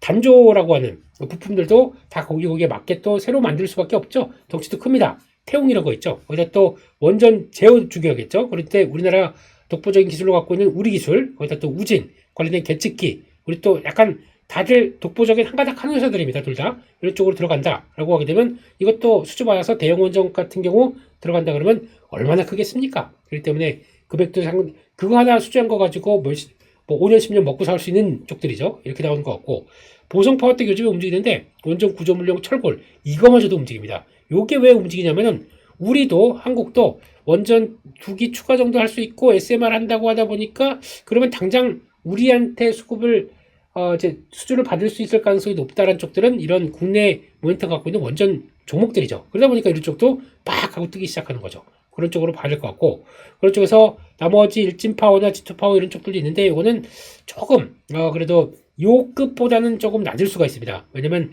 유지보수 쪽이고, 그리고 또 배전반 쪽이고 하다 보니까, 물론 그러니까 약간 핵심 도로 보게 되면 1번, 2번, 3번, 4번 이런 느낌이죠. 그래서 이것도 원전 해체 관련된 쪽으로 방사성 폐기물 관리하는 쪽들을 하게 되면 다 지은 다음에 밸류체인상 끝에 해당하는 회사다 보다 보니까 거기까지 오기는 좀 어렵구나 라고 보는 게 맞다고 봐야 될 것 같고, 요즘에 또 원전 해체 쪽이 또 많이 뜨고 있죠. 그대로 살릴 수가 없고 운영도 한 30년, 15년, 30년 이 정도 내용 연수가 끝나다 보니까 그거는 계속 들어가는 것보다 안정해진다 했는데 조금 위험된 부분이 나왔어요. 그럼 정리해야겠죠? 그런 것들로 나왔을 때 이런 거 들어오기 시작하게 되면 아하 그렇구나 쪽에서 나중에 원전 해체 시장도 커질 겁니다. 그러면 원전 해체 시장 되는데 가서 어떤 리스크가 있지 모르다 보니까 거기서 위험 관련된 쪽에서 로봇도 투입되겠죠? 그러다 보니까 그게 나오는 회사가 뭐 KNR 시스템 이런 것들도 같이 연결시키면서 나오는 게 이런 쪽이다 라고 봐야겠죠. 그래서 주가로 보기 시작하게 되면 두산에너빌리티가 이것도 한번 강하게 올라왔고 옆으로 횡보할 때가 조금 오래 걸려요. 그래가 또 다음 움직이고, 이게 약간 처음에 그런 느낌이 나는 거죠. 주가 탄력들 보니까 주봉입니다. 주봉이게 되면 지금 한 번 부각받은 주도주가 모멘텀이 끝나지 않는다 그러면 계속 갈 수가 있는 거죠. 그런 쪽에서 현대차 느낌이 살짝 난다. 리를 전에 이런 것들 보여줬었구나. 제가 잊어버렸어요. 작년에 이렇게 강하게 올라가다 보니까. 그런데 조정을 또 다 마치고 또 기간도 오래 걸려요. 그렇게 되면 이때 5월, 6월 초부터 또한 9월 3개월을 쉽니다. 이 동안에 잘 또 장중에 뭐 큰 변화 한번 나와서 와라락 무너졌다고 가는 변화, 이런 변동성도 나오고, 이거 다 버텨내야 다음 레벨로 갑니다. 또 들어가는 거죠. 그러고 나서 또 이따가 또 조정 받습니다. 조정 받다가 그거 이것도 마찬가지로 한 두어 달 조정을 받았죠. 그 다음에 다시 올라가는 이런 구조. 근데 막상 수주가 꺾였느냐? 수주는 꺾인 게 없어요. 거기다 뭐 지연되거나 약간 그런 건 있다고 하더라도 수주는 계속 이어지는 가운데 조금씩 들어오는데 모멘텀은 계속 있다고 하더라도 안 빠지는 거죠. 근데 그게 수주 잔고만 유지가 되고 있다면은 이거는 뭐 지금 당장 실적이 좀 그렇다고 하더라도 어차피 잔고가 꽉 차 있는데 그거 지연은 있어도 취소만 아니다 계속 시장에 영향을 미치는 거죠. 레벨업 되고 올라오고 또 기다렸다가 레벨업 되고 또 올라오고 이런 과정들이 나오기 때문에 오늘 보여줬던 상승을 한 번 더 보여줄 때가 좀 다가온 것 같죠? 그렇기 때문에 이런 것도 보시는 게 좋겠다라고 봐야 될 것 같고, 아마 지금 단기간에는 또 이제 슬슬 가다가 이제 그런 거 한번 보세요. 가다가 이렇게 조정받을 때 어때쯤 다시 사야 되나라고 보게 되면 요런 때 지금 검은색 선 있죠? 여기서 크게 이탈하지 않고 지지를 합니다. 지지하고 왔다 갔다 하면서 버텨내요. 그러면 아하, 이때가 늘려가는 때구나. 요 때만 잘 늘려서도, 그러니까 횡보할 때 이럴 때 막 올라가면서 또 쫓아가지 마시고 이때 가봐야 그냥 포모 안 느끼려고 딱 따라갔는데 결국에는 조정 나옵니다. 그럼 나 이번에 또 따라가면 내가 사면 고점이야? 이런 때예요. 그럴 때는 만약에 따라간다? 라고 생각하더라도 그냥 포모 안 느낄 정도 한 30%만 사신 게 좋아요. 그랬다가 나중에 기다렸다가 보면 쭉 하고 조정 나옵니다. 조정 나오게 되면 기다려보니까 또 그래도 30% 올린 거 뭐 아직 살 거 더 많아 라고 생각하게 되면 횡보 나오는데 안 빠지기 시작해요. 그럼 이런 장기들 툭툭 들어온다? 툭 들어오면 툭툭이답게 툭툭 사주면 되죠. 예. 이런 쪽에서 기다려서 하게 되면 여기 물렸다고 하더라도 여기서부터 여기까지 본전까지 다시 오는 과정에서 나는 그때는 사실은 3분의 1만 샀지롱. 예. 나머지가 여기서 딱딱 사주는 게 단가를 내려올 거 아닙니까? 지금 그거 가지고 움직이다 그러면 이때부터 수익. 예. 잘못했으면 이때 올라가서 포모 때문에 빡 찔렀다. 아무것도 못하는 거죠. 그런 관점으로 보신다. 그러면은 지금은 정고점이고 또 단기적으로 저항입니다. 라는 걸 보여주고 있어요. 그렇기 때문에 살짝 쉬어가겠죠. 그런 쪽에서 수급 받쳐주고 큰 변화 없이, 아니면 여기다 또 모멘텀이 또 수주를 했다든가 이런 내용들이 나오기 시작한다 그러면 한 단계 또 레벨업 되기가 딱 좋은 상황들이죠. 지금은 기다리는 시간, 그리고 또 지금 기다리면 얼마 오래 안 걸릴 것 같아요. 그런 쪽으로 돌아가는 거 또 확인하게 되면 다음 자리가 올 수 있겠다라고 보는 게 맞을 것 같고요. 또 하나 요즘 또 떠오르는 종목 중에 하나가 현대건설입니다. 요즘 급하게 올랐다가 되게 또 이것도 변동성이 커지죠. 이게 막 가려고 봤더니 좀 오버하고 있어요. 그러니까 좀 시장이 잠깐만 너무 가는 것만 가면 안 되지 않느냐, 지금까지 못 가는 것도 좀 관심 가져주자 라고 하다 보니까 거기서 약간 흔들림이 나오고 있습니다. 현대건설도 한때는 그랬어요. 그때 똑같이 원자력 부각받기 시작하면서 쭉 갔다가 요때 또 많이 나왔던 얘기가, 아니 그건 다 알겠는데 당장 그거보다는 실적 흐름들이 이 회사, 그러니까 과거에 그 해외 건설이죠, 부실 관련된 쪽들 이거 요즘 많을 것 같은데 그거 잘 정리됐어? 잘 모르겠는데 원래 정리됐다고 생각하면서 이렇게 움직인 겁니다. 근데 아직까지 실적 보다 보니까 좀 남은 것 같은데 한쪽에서 그게 다 정리가 되기 시작해서 이제 완결되게 되면 그때까지 이제 이렇게 됐었죠. 그래서 고점 때 왔다 갔다 하다 이번에 빵 뚫었습니다. 이번에 가장 중요한 리포트가 나왔죠. 20만 원짜리 부르면서 지금 10만 원도 안 되는데 20만 원대짜리 그 정도까지 나오면서 현대건설이 지금 딱 봐라, 건설로 뭔가 끌어냈던 시공 경험이 가장 많이 있고, 거기다가 또 지금 당장 현재 SMR을 건설 중인 이런 홀텍 쪽과 건설 중인 이런 회사 부각받아야 되는 거 아니냐 라는 쪽에서 내수 관련된 쪽에서 조금 시그널 나오고, 거기다가 두 번째 플러스 이제 또 추가적인 SMR이나 원전 쪽에 대한 시공 경험이 있는 쪽에서 수주가 더 들어온다. 그러면은 과거에는 해외 수주, 그러니까 해외 공사건들을 단순하게 다른 쪽에서 들어왔던 것들이 이제 이번에는 원전 쪽으로 레벨업을 시킨다라고 하는 관점들이 높다 보니까 이게 하나의 강한 모멘텀이 된다라고 봐야겠죠. 그래서 이것도 마찬가지로 속도 조절은 나올 수 있습니다. 근데 또 보실 필요는 있을 것 같아요. 왜냐면 한동안 건설주가 되면 보지도 않았었고, 지금 월봉으로 보게 되면 언제 제일 많이 갔었냐면 그 2000년대 고가도 그때서 그냥 거의 왔다 갔다 했어요. 별 재미가 없다가 이제 원자력 밸류로 끌어올립니다. 그러면 결론적으로 20만 원을 본 게 이 자리, 아주 20만 원대가 불가능한 건 아니에요. 워낙 오래 거의 20년 동안 횡보를 했기 때문에 그런 쪽에서 변화가 나오기를 또 기대하면서 자기가 좀 들어오는 모습들이죠. 근데 반대로 너무 빨리 가게 되면 저희가 뭐가 된다 그러면 저희 자금이 많다 보니까 우와 하고 밀려가는데, 그러다 보면 이런 현상이 나와요. 잘못하게 되면 포모님께서 이거 딱 샀을 때 안 좋아요. 그러면 또 지나고 났더니 또 내가 사면 또 나 바보 이것만 하고 있는 거죠. 그러지 마시고 너무 지금은 아마 이 자리가 제일 중요할 것 같습니다. 지금 시작을 했던 이 자리 10만 원대, 10만 5천 원대 전후에서 큰 이탈 없이 물량 소화해야 되고 좀 약간 주춤하면서도 잘 10만 원대 안쪽에서 지켜낸다. 그 다음부터가 터나면서 또 움직일 수가 있겠죠. 그런 차원에서 이런 또 현대건설까지도 같이 또 보시는 게 중요하겠다. 그쪽에서 원자력은 이제 앞으로 보여줄 수주만 잘 나오게 되면 이상 없겠다는 쪽에서 계속 확인되는 미국 기업들에 대한 동향들, 그게 또 우리가 밸류체인 오세요, 우리가 해드릴게요 라고 하는 밸류체인 큰 이상 없는지 확인해 가게 되면 충분히 성과를 낼 수 있지 않을까 그렇게 바라보고 있습니다. 여기까지 해서 마치겠습니다. 감사합니다. 네, 안녕하십니까. 네, 이번 시간에는 2차전지, 또 저희를 아주 울고 웃게 만드는 또 하나의 섹터. 근데 막상 또 이쪽을 갖고 있다 보니까 이번 5,000포인트 때 재미도 못 보고 있는 코스피 5,000인데 대개자 왜 이래 라고 하는 또 주역이 되는 어떻게 보면은 애증의 종목이죠. 네, 그런 쪽에서 일단 투자 아이디어를 어떻게 가져가야 될지 이 부분을 한번 이것저것 살펴보도록 그렇게 하도록 하겠습니다. 일단 LG에너지 솔루션을 기준으로 보게 되면 지난번에 그래서 작년 같은 경우는 좀 괜찮았어요. 하반기 같은 경우는 좀 변화가 강하게 나왔습니다. 이제 2차전지의 시간이 온다라고 하면서 30만원대 중반에서 또 강하게 한번 움직였었죠. 그래서 한번 또 지난번 중요한 저항대를 다 돌파해서 이제 한번 좀 기대감을 갖나란 쪽. 그렇다고 과거 이 정도까지 올리기는 좀 어려웠을 거고, 그 정도의 밸류가 될 수 있을지 모르겠지만 일단 지금 돌아섰었는데 이때는 어떤 얘기가 대부분이 그거였어요. 일단 지금 미국에서 이제 트럼프 대통령 당선되고 그다음부터 나왔던 그 보조금 지급 관련된 쪽에서 IRA 쪽들이 이제 많이 변경되기 시작하면서 보조금이 사라진다라는 쪽들이 나오기 시작하고 그런 흐름이다 보니까 약간 전기차에 대한 이제 우려감들이 좀 커졌었죠. 그게 이제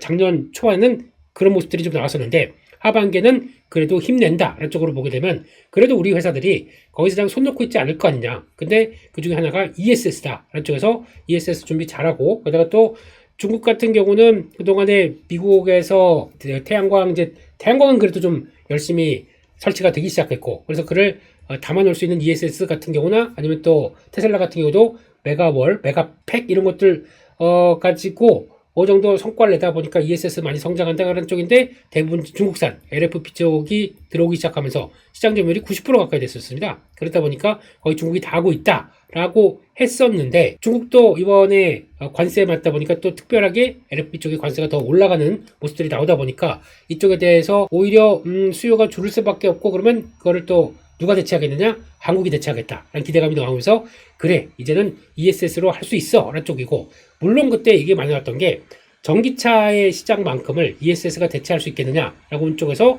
아직 대체가 완벽하게 되기는 어려울 것 같습니다. 그런데 그쪽에 대해서도 좀 어렵다라는 인식들이 컸었고 그런데 글로벌 IB 같은 경우는 그래도 성장률을 무시 못한다라고 하게 되면 그 정도까지는 아니겠지만 이를 충분히 실적 방어는 할 수 있겠다는 쪽에 대한 시각들을 가져갔었는데 그러다가 연말쯤 되면서 쫘르륵 또 빠지기 시작합니다. 왜 이래 또 이라고 했더니 가뜩이나 전기차에 대한 기대감이 좀 없었어요. 그런 가운데 전기차 같은 경우도 기껏 공급했던 계약 같은 경우도 다 취소를 당하기 시작합니다. 그것도 하나씩 둘씩. 그래서 또 포드 쪽에서 당연히 포드는 기대감이 없었고 가장 또 늦게 전기차에 대해서 전환되기 시작하다 보니까 그게 좀 해야 될까라고 고민하는 차에 그냥 안 되겠다. 보조금도 없으니까 안 팔리겠다. 그쪽에서 하이브리드를 바꾸겠다. 그쪽으로 나오면서 여기가 취소가 됐죠. 장기 공급 계약들이 조 단위가 취소가 되기 시작합니다. 그러면 당연히 타격을 받겠죠. 아이고 이러면서 그래서 주가가 계속 힘들어가는 모습들이 좀 이어졌었는데 그런 관점에서 나오면서 주가는 또다시 원점으로 왔었죠. 근데 좀 중요한 자리권은 일단 결국 지나고 보게 되면 지켰어요. 그때 같은 경우도 2000년대 또 그렇게 나오다 보니까 계속 제약 취소됐다 그러면 예전처럼 다시 적자폭으로 쭉 가는 쪽으로 들어가는 거 아니냐 라는 쪽들로 말도 많았었는데 개인적으로는 그때 여러 가지 방송이나 채널 활동하면서도 적어도 추매는 못할 망정 팔지 말자 여기서 정리할 때는 아니다 라고 강조는 많이 드렸던 부분들이었고요. 왜 그랬느냐라는 쪽으로 봤을 때 일단 첫 번째가 시장에서 얘기하는 것보다 일단 그 ESS 관련된 쪽들이 아마 글로벌 IB 얘기들을 쭉 들어보게 되면 그래도 성장은 한다는 쪽으로 봤었을 때는 그냥 장기 실적에 대한 부분들을 갖고 오는 게 좀 꺾였다고 하더라도 그건 일단 인정. 그러면은 ESS로 그럼 사라지다 보니까 장기 공급 계약 그 전기차로 들어가는 게 사라지다 보니까 이게 그래도 쓱 하고 돌아가기 시작하게 되면 일단 실적은 맞춰줄 수는 있겠다라는 쪽에서 ESS는 우리가 그래도 북미 쪽에서 성과를 낸다라는 쪽으로 바라보는 거고 거기다가 기대감이 별로 없는 가운데 주가가 다시 원점에 나오게 되면 또다시 기회는 나올 수 있겠다는 쪽으로 바라본 거고 두 번째는 지금 저희가 아직까지는 무시를 하고는 있지만 그래도 커갈 수 있는 쪽들이 전기차에 대해서 자생적으로 성장할 수 있는 부분들 로보택시입니다. 이쪽이 나오기 시작하는 부분들은 일단 지금 기준에서는 또 분위기가 바뀔 수 있다고 봐야 될 부분이겠죠. 왜냐면 지금 벌써 이제 자율주행에 대해서 어느 정도 속도가 낮다라고 생각하는 테슬라 같은 경우는 일단 로보택시를 통해서 이제 또 하나의 축으로 만들어 가겠다. 로보택시는 그거 아닙니까? 내가 전기차를 테슬라 차를 타고 요즘 보니까 자율주행 FSD 같은 경우도 많이 올라갔더라고요. 그래서 이제 탑재돼서 자연인이 앉아있어요. 내가 슈퍼바이즈드입니다. 내가 앉아있었고 차가 움직인다고 하더라도 일단 크게 관여 안 하고 이렇게 보고 있다가 나중에 적응되게 되면 살짝살짝 이제 꾸벅꾸벅 돈다든가 그렇게도 가능하겠죠. 그런 쪽으로 나왔을 때 차가 잘 알아서 움직이는 거를 감시하다가 뭐 동작이 온다 그러면 또 핸들은 잡아야겠지만 그런 쪽들이 활용이 돼서 이게 점점 더 상용화가 되기 시작한다. 그러면 미국의 지금 보험료가 보게 되면 처음으로 전기차 FSD용 전기차가 이제 FSD용이 장착된 보험료가 내연기관, 그러니까 즉 일반 운전자가 운전하는 것 대비해서 보험료가 50% 할인, 50%밖에 안 받습니다. 그게 무슨 얘기인가요? 일반 운전자보다 훨씬 더 감정이나 아니면 또 대처 능력들이 훨씬 더 FSD가 좋을 거다라고 예상을 하다 보니까 이게 첫 책정이 되기 시작하는 사례라고 봐야겠죠. 그만큼 그러면은 운전의 영역은 운전수, 버스 운전수부터 이제 다 이런 분들도 다 이제 약간 일자리가 사라지는 쪽으로 가겠죠. 예전에 저희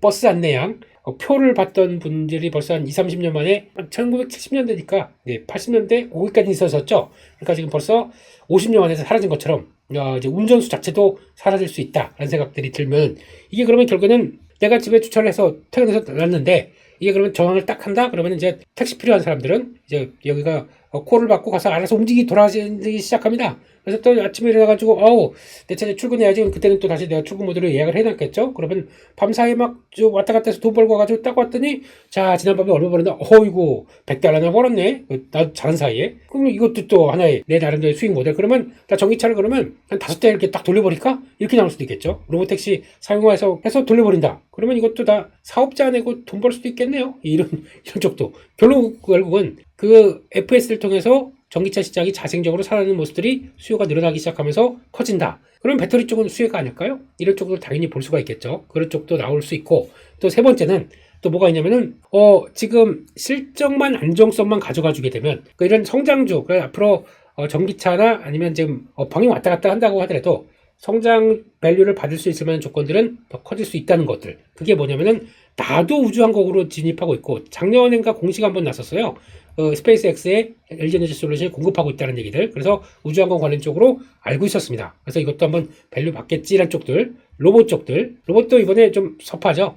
전혀 밸류를 못 받고 있었던 상황들. 로봇들이 지금 보시게 되면은 아틀라스 아까 잠깐 언급은 드렸었지만 아틀라스 같은 경우 가슴에 그리고 또 옵티머스 테슬라 거 같은 경우는 등인가요? 어딘가에 들어가는데 물론 용량 차이는 납니다. 옵티머스가 더 훨씬 크더라고요. 그러다 보니까 그런 건 차이는 있다고 하더라도 이게 장착하기 시작하게 되면 지금 성장 밸류를 줄 만한 것들 지금 가뜩이나 현대차 같은 경우도 성장 밸류 받고 로봇 밸류 받다 보니까 쭉 들어왔었는데 2000년지라고 그거 못 들어와? 라고 하게 되면 이거 밸류 받게 되면 로봇의 동력은 다 뭐가 씁니까? 다 이 배터리가 장착될 수밖에 없겠죠.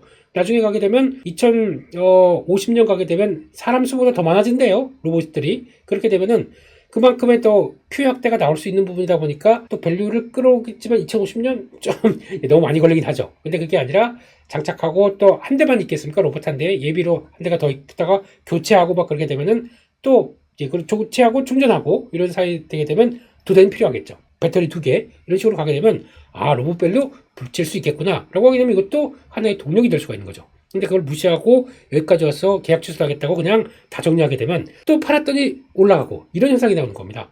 그런 쪽으로 보는데 로봇 쪽들은 이제 또 그런 관점이 있을 것 같아요. 그러면 로봇 쪽들의 배터리가 어디 쓰냐 이걸 또 보실 필요가 있겠죠. 근데 아직까지는 규모가 작습니다. 그리고 또 총 원가에 차지하는 비중이 5%밖에 안 돼요. 그러다 보니까 아직 그렇게 크지 않다고 하더라도 만약에 실적들이 지금 이번에 가장 큰 관건이 그거예요. 실적이 어차피 지금 2027년부터 장기 공급 계약해서 이제 실적 나올 거로 생각했던 것들이 취소가 됐습니다. 그럼 이제 더 실적 받쳐줄 게 없겠죠? 그러면 2020년 올해부터 내년까지 그동안 라인을 쭉 바꿔놔서 ESS용 그 LFP 쪽으로 들어가는 쪽까지 나오기 시작한다라고 하게 되면 그건 이제 실적을 안정적으로 선방할 수 있는 하나의 무기가 되겠죠. 그런 쪽들이 확인되게 되면 일단 더 이상 실적 빠지는 거 없어. 그런데 거기다가 로봇 밸류가 받게 된다라고 하게 되면 그때부터는 2000년지도 살아날 수가 있겠죠. 좀 꿈쩍꿈쩍거리면서 움직일 수가 있는 과정이겠죠. 그것까지 보게 되면 이게 가장 중요한 겁니다. 그래서 실적의 안정성을 먼저 생각을 해야 되고 플러스 알파로 될 수 있는 로봇 밸류들이 들어올 수 있는 것들에 대한 얘기들이 계속 또 붙어가는 게 가장 큰 숙제겠죠. 그걸 또 보시는 게 중요할 것 같고 로봇 쪽들은 그러다 보니까 일단 LFP 같은 쪽을 쓸 수가 없습니다. 왜냐면은 충전 자주 해야 되고요. 충전 시간도 좀 오래 걸리고 거기다 무거워요. 그럼 이거를 장착하기가 로봇 쪽은 어렵습니다. 로봇이 오랑우탄도 아니고 이렇게 움직일 수 없지 않습니까? 아니면 허리 꺾여가지고 이렇게 움직일 수도 없는 거고요. 무겁다 보니까 균형 잡기가 되게 힘들겠죠. 그런 관점 쪽에서 이게 아니라 NCM 계열로 갈 수밖에 없고 전고체 배터리로 갈 수밖에 없는 그런 상황들입니다. 지금 현재 기술로 쪽으로는 그러면 조금 고급화된 기술로 갈 수밖에 없어요. 거기다가 또 NCM 계열은 4680이죠. 이게 지금 옵티머스 3세대 같은 경우는 4680 원통형을 쓸 걸로 지금 알려져 있습니다. 그렇게 되면 그게 들어가기 시작하고 그러면 NCM 쪽들도 같이 일단 들어가기 시작하고 이제 개발할 전고체 배터리도 거기 들어가기 시작한다. 그러면 여기서 또 다른 변화가 나오기 시작하는 거죠. 그런 쪽에서 LFP는 아마 이제는 이거 로보택시 같은 전기차 쪽에서 충전 자주 해도 되는데 계속 또 활용도가 높은 도시 쪽에서 움직이는 운행과 관련된 쪽으로 움직인다 그러면 이게 많이 또 이용될 거고 약간 구분이 달라질 거게 되겠죠. 그러다 보니까 이런 쪽에서 자생적으로 살아날 수 있는 분위기는 될 수 있겠다. 라는 쪽에서 스토리만 맞춰지게 되면 또 언제든지 올라올 수 있는 게 이런 변화가 아닐까 하는 쪽에서 일단 지금 분위기는 그럼 전고체 배터리에서 지금 시장이 먼저 번쩍번쩍 움직이고 있습니다. 이 내용들 한번 볼까요? 리튬이온 배터리와 전고체 배터리의 가장 큰 차이는 다 거의 비슷한데 여기 전해질, 요게 분리막 있고 전해질 이게 액체가 아니라 고체 전해질로 바뀌는 겁니다. 그러다 보니까 일단 이 통로죠. 통로가 이렇게 되면은 그 앞으로는 액체 들어가는 액체나 뭐 첨가제도 이거 사라지겠죠. 분리막도 사라지고 고체가 전해질이 고체로 바뀐다. 그러면 좀 기술력이 왔다 갔다 좀 자유롭게 양극 음극이 돌아가는 것보단 좀 묵직하게 돌아가는 흐름들이 나오겠죠. 이런 쪽에서 뭔가 안정성이 더 높아 보인다. 라는 쪽으로 볼 수가 있는데 그러다 보니까 이제 어떤 현상이 나오냐면 가장 또 중요한 거는 특징은 액체 전해질 대비해서 안정성이 높다는 얘기 방금 말씀드렸고 그러다 보니까 외부 충격, 고온 환경, 그러니까 즉 발화 위험 낮고 그러니까 일단 로봇이 일하다가 폭발하면 어떻게 해요? 안 되지 않습니까?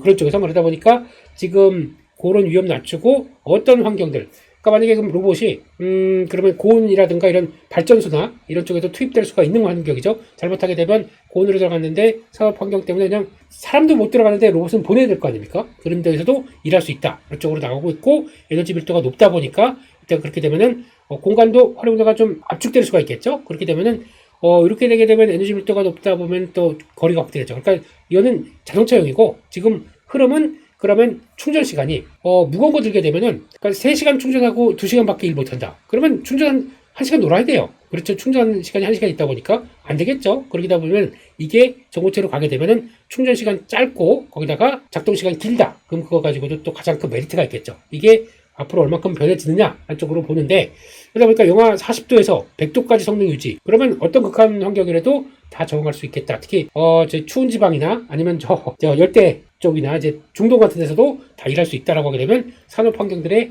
상관없이 일을 할 수 있겠다는 쪽들도 바뀔 수가 있겠죠. 그런 쪽에서 전고체 배터리는 지금까지는 가장 많이 들어온 게 삼성 SDI로 많이 알려져 있습니다. 가장 먼저 지금 파이빌럿 라인 들어가고 착공 들어가고 하면서 기대감이 좀 큰 거고 그렇게 되면은 글로벌에서는 중국의 CATL 있죠. 이쪽이 가장 먼저 그들의 주장으로는 내가 개발해서 이제 상용화를 앞두고 있다 라는 쪽이고 도요타가 좀 들어오기 시작합니다. 토요타죠. 토요타가 이렇게 3파전으로 알고 있어요. 근데 둘 다 먼저 내가 선점했다 라고 얘기하는데 제일 중요한 거는 전고체 배터리는 가격입니다. 중요한 게 가격.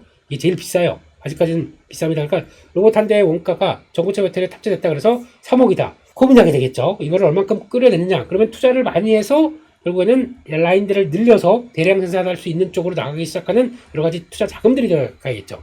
CATL 가능한데 도요타는 그렇게 할 수 있을까 모르겠는데 삼성 SDI는 가능은 하겠지만 이제 약간 좀 수요가 어떻게 되는지 좀 더 체크를 할 것 같아요. 그런 쪽으로 나오기 시작하게 되면 그다음부터는 가격을 떨어뜨릴 요인이 있다. 그러게 되면 좀 더 본격화될 텐데 시간은 좀 걸릴 수가 있겠죠. 그렇게 되면은 이런 쪽에서 가장 먼저 SDI, 먼저 SK온, 그다음에 LG에너지 솔루션 이런 식으로 나가다 보니까 일단 요즘 강하게 배터리 3사 중에서 움직이는 게 삼성 SDI다. 이해가 되시겠죠? 그런 쪽으로 나가고 있고 그러다 보니까 거기 관련된 종목들이 또 연결돼서 움직인다라고 보시면 됩니다. 그런 쪽으로 봤을 때 일단 지금은 가장 관심이 많은 게 로봇 밸류랑 연결시킨다라고 하게 되면 전고체 배터리가 가장 관심이 많아요. 왜냐면 이꼴 로봇이다 보니까 그런 쪽에서 보게 되면 일단 지금 종목 쪽에서 봤을 때 소재 관련된 화합물계죠. 이쪽에선 이수 스페셜티 케미칼이 가장 먼저 튀고 나옵니다. 그래서 전고체에서는 일단은 삼성 SDI를 가장 축으로 보는 게 제일 좋을 것 같고요. 여기서는 종목은 이수 스페셜티 케미칼과 레이크 머티리얼즈, 롯데에너지 머티리얼과 약간 전해질 관련된 화합물계 소재 쪽에서 이쪽에서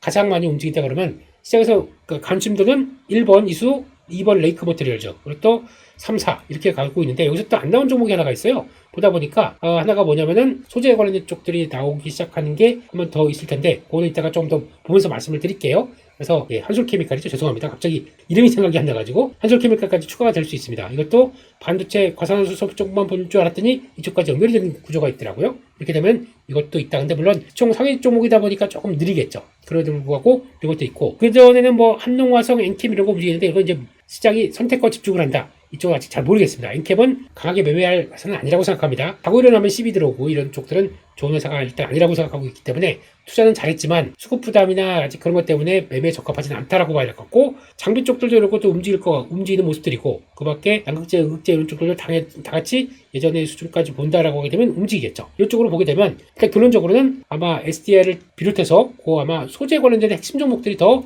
주가에 강한 변화가 들어가고 시장의 흐름들이 나오지 않느냐, 이쪽들을 바라보는 게 제일 맞을 것 같습니다. 그래서 지금 분위기는 LG에너지솔루션의 흐름들을 보면서 이것도 어떻게 돌아가느냐가 중요할 것 같은데, 이거는 일단 지금 상황으로는 ESS를 얼마나 잘하느냐, 여기에 포인트를 맞추고 움직일 가능성이 높다고 봐야 될 것 같아요. 그래서 그렇게 봐야 될 것 같고, 거기다 그러면 아까 같이 움직이는 친구들 보게 되면은 삼성 SDI가 제일 중요하겠죠. 삼성 SDI 같은 경우는 그러다 보니까 이렇게 강하게 움직이는 거죠. 지금 저고점대 있다가 얘도 만약에 취소되는 거 아니야 라고 좀 묵직하게 나왔는데 아직 취소 얘기는 없습니다. 그 장기 공급 계약 관련된 쪽에서 변화가 되는 거 별로 없고, 그쪽에서 그나마 잘 준비를 하고 있고, 내가 올해 같은 경우는 이번에 바뀐 게 젠6죠. 이게 지금 뭐냐면 니켈이 하이니켈 계 쪽에서 니켈이 91% 함유된 쪽들을 이번에 다음 모델로 밀어가겠다. NCM 계열 쪽에서. 그래서 코발트만큼 비싼 거 대비해서 니켈을 좀 더 꾸려가겠다라는 쪽들이 나오는 모습들 쪽에서 요즘 같은 경우 또 시장에서 가장 큰 변화가 나오는 게, 올라갈 준비가 됐다고 볼 수 있는 게 리튬 가격이죠. 리튬 가격이 벌써 작년에 하반기에 중국에서는 벌써 리튬 가격 다음에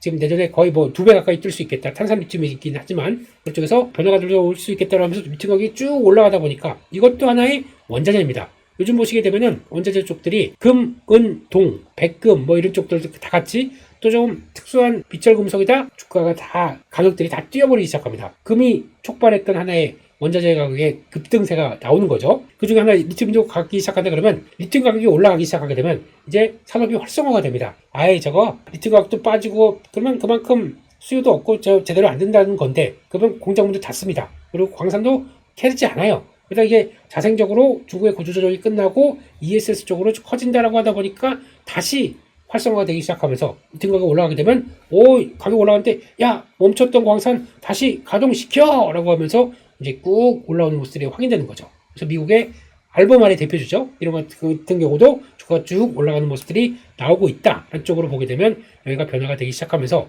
이렇게 되기 시작하는데 지금 2차전지가 좀 쉬고 있다고요? 조금 말이 안 될 수가 있겠죠. 그래서 그게 변화가 되기 시작하면서 언제든지 악재를 딛고 일어설 분위기가 됐었는데, 거기서 하나의 촉매제가 된 게 하나의 로봇 밸류도 있다라는 쪽으로 보시는데, 일단 실적은 생각보다 조금 좀 주춤할 수는 있어요. 왜냐면 지금 실적 관련된 쪽들은 삼성 SDI 같은 경우 기준으로 본다고 하더라도 아직까지 연간 실적으로 올해까지도 적자폭을 줄이는 거에 만족을 해야 될 것 같아요. 그걸 얼만큼 많이 줄이느냐, 이게 관건인 것 같고, 그리고 거기다가 또 아직까지는 그런 거 있죠.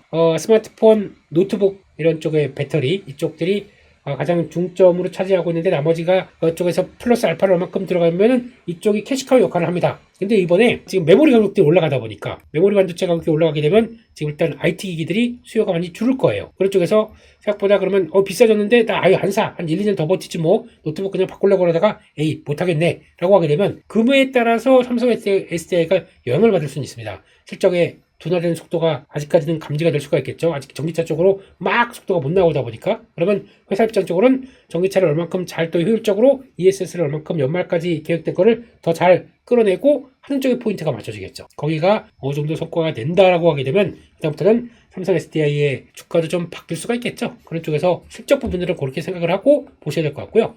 그런 관점에서 일단은 강하게 반응했습니다. 그러면 이게 꼭지겠느냐? 로봇 밸류나 아니면 그런 관점 쪽에서 하나씩 접근해서 그냥 쭉 한 번에 V자식으로 못 간다고 하더라도 그 다음에 물량 소화하고 다음으로 간다. 이 정고점을 돌파했어요. 그나마. 그러다 보면 아마 좀 쉬었다가도 또 움직임이 나올 수 있는 국면들이 돼 있을 것 같고, 이렇게 되면은 지금 저희 고생 많이 했잖아요. 2차전지의 암흑의 시간, 일단 70만원대, 80만원대 여기서부터 시작된 게 거의 17, 거의 3분의 1 토막이 났잖아요. 그러다가 이제 돌아가기 시작합니다. 그러면 적어도 거기 그 고점과 저점의 한 절반 정도쯤 보게 되면 약간 45만원, 46만원 요 정도쯤이 돼요. 여기가 일단 목표죠. 그렇기 때문에 그 정도 추적까지를 보고, 그 다음에 요 정도까지를 맞춰가면서, 그 다음에 다음 변화가 나눴을 때, 그 다음부터 바로 돌아가기 또 어려울 것 같아요. 그러니까 그 정도까지는 일단 어떤 밸류를 갖던 어떤 실적 변화가 들어오던 이 정도까지는 들어올 수가 있다는 쪽인데 거기서 이제 고민이 좀 필요하겠죠. 그 정도쯤까지는 들어온다고 보고 이왕이면 지금 가장 큰 쪽은 ESS를 2차 전지를 본다라고 하게 되면 가장 핵심적인 쪽은 첫 번째가 ESS가 돼야 될 것 같고 거기서 얼만큼 활용해서 올라갈 수 있느냐. 그러면 제가 보기엔 LNF 이게 가장 핵심적인 LFP양 ES는 아직까지는 LFP를 쓸 수밖에 없기 때문에 LFP양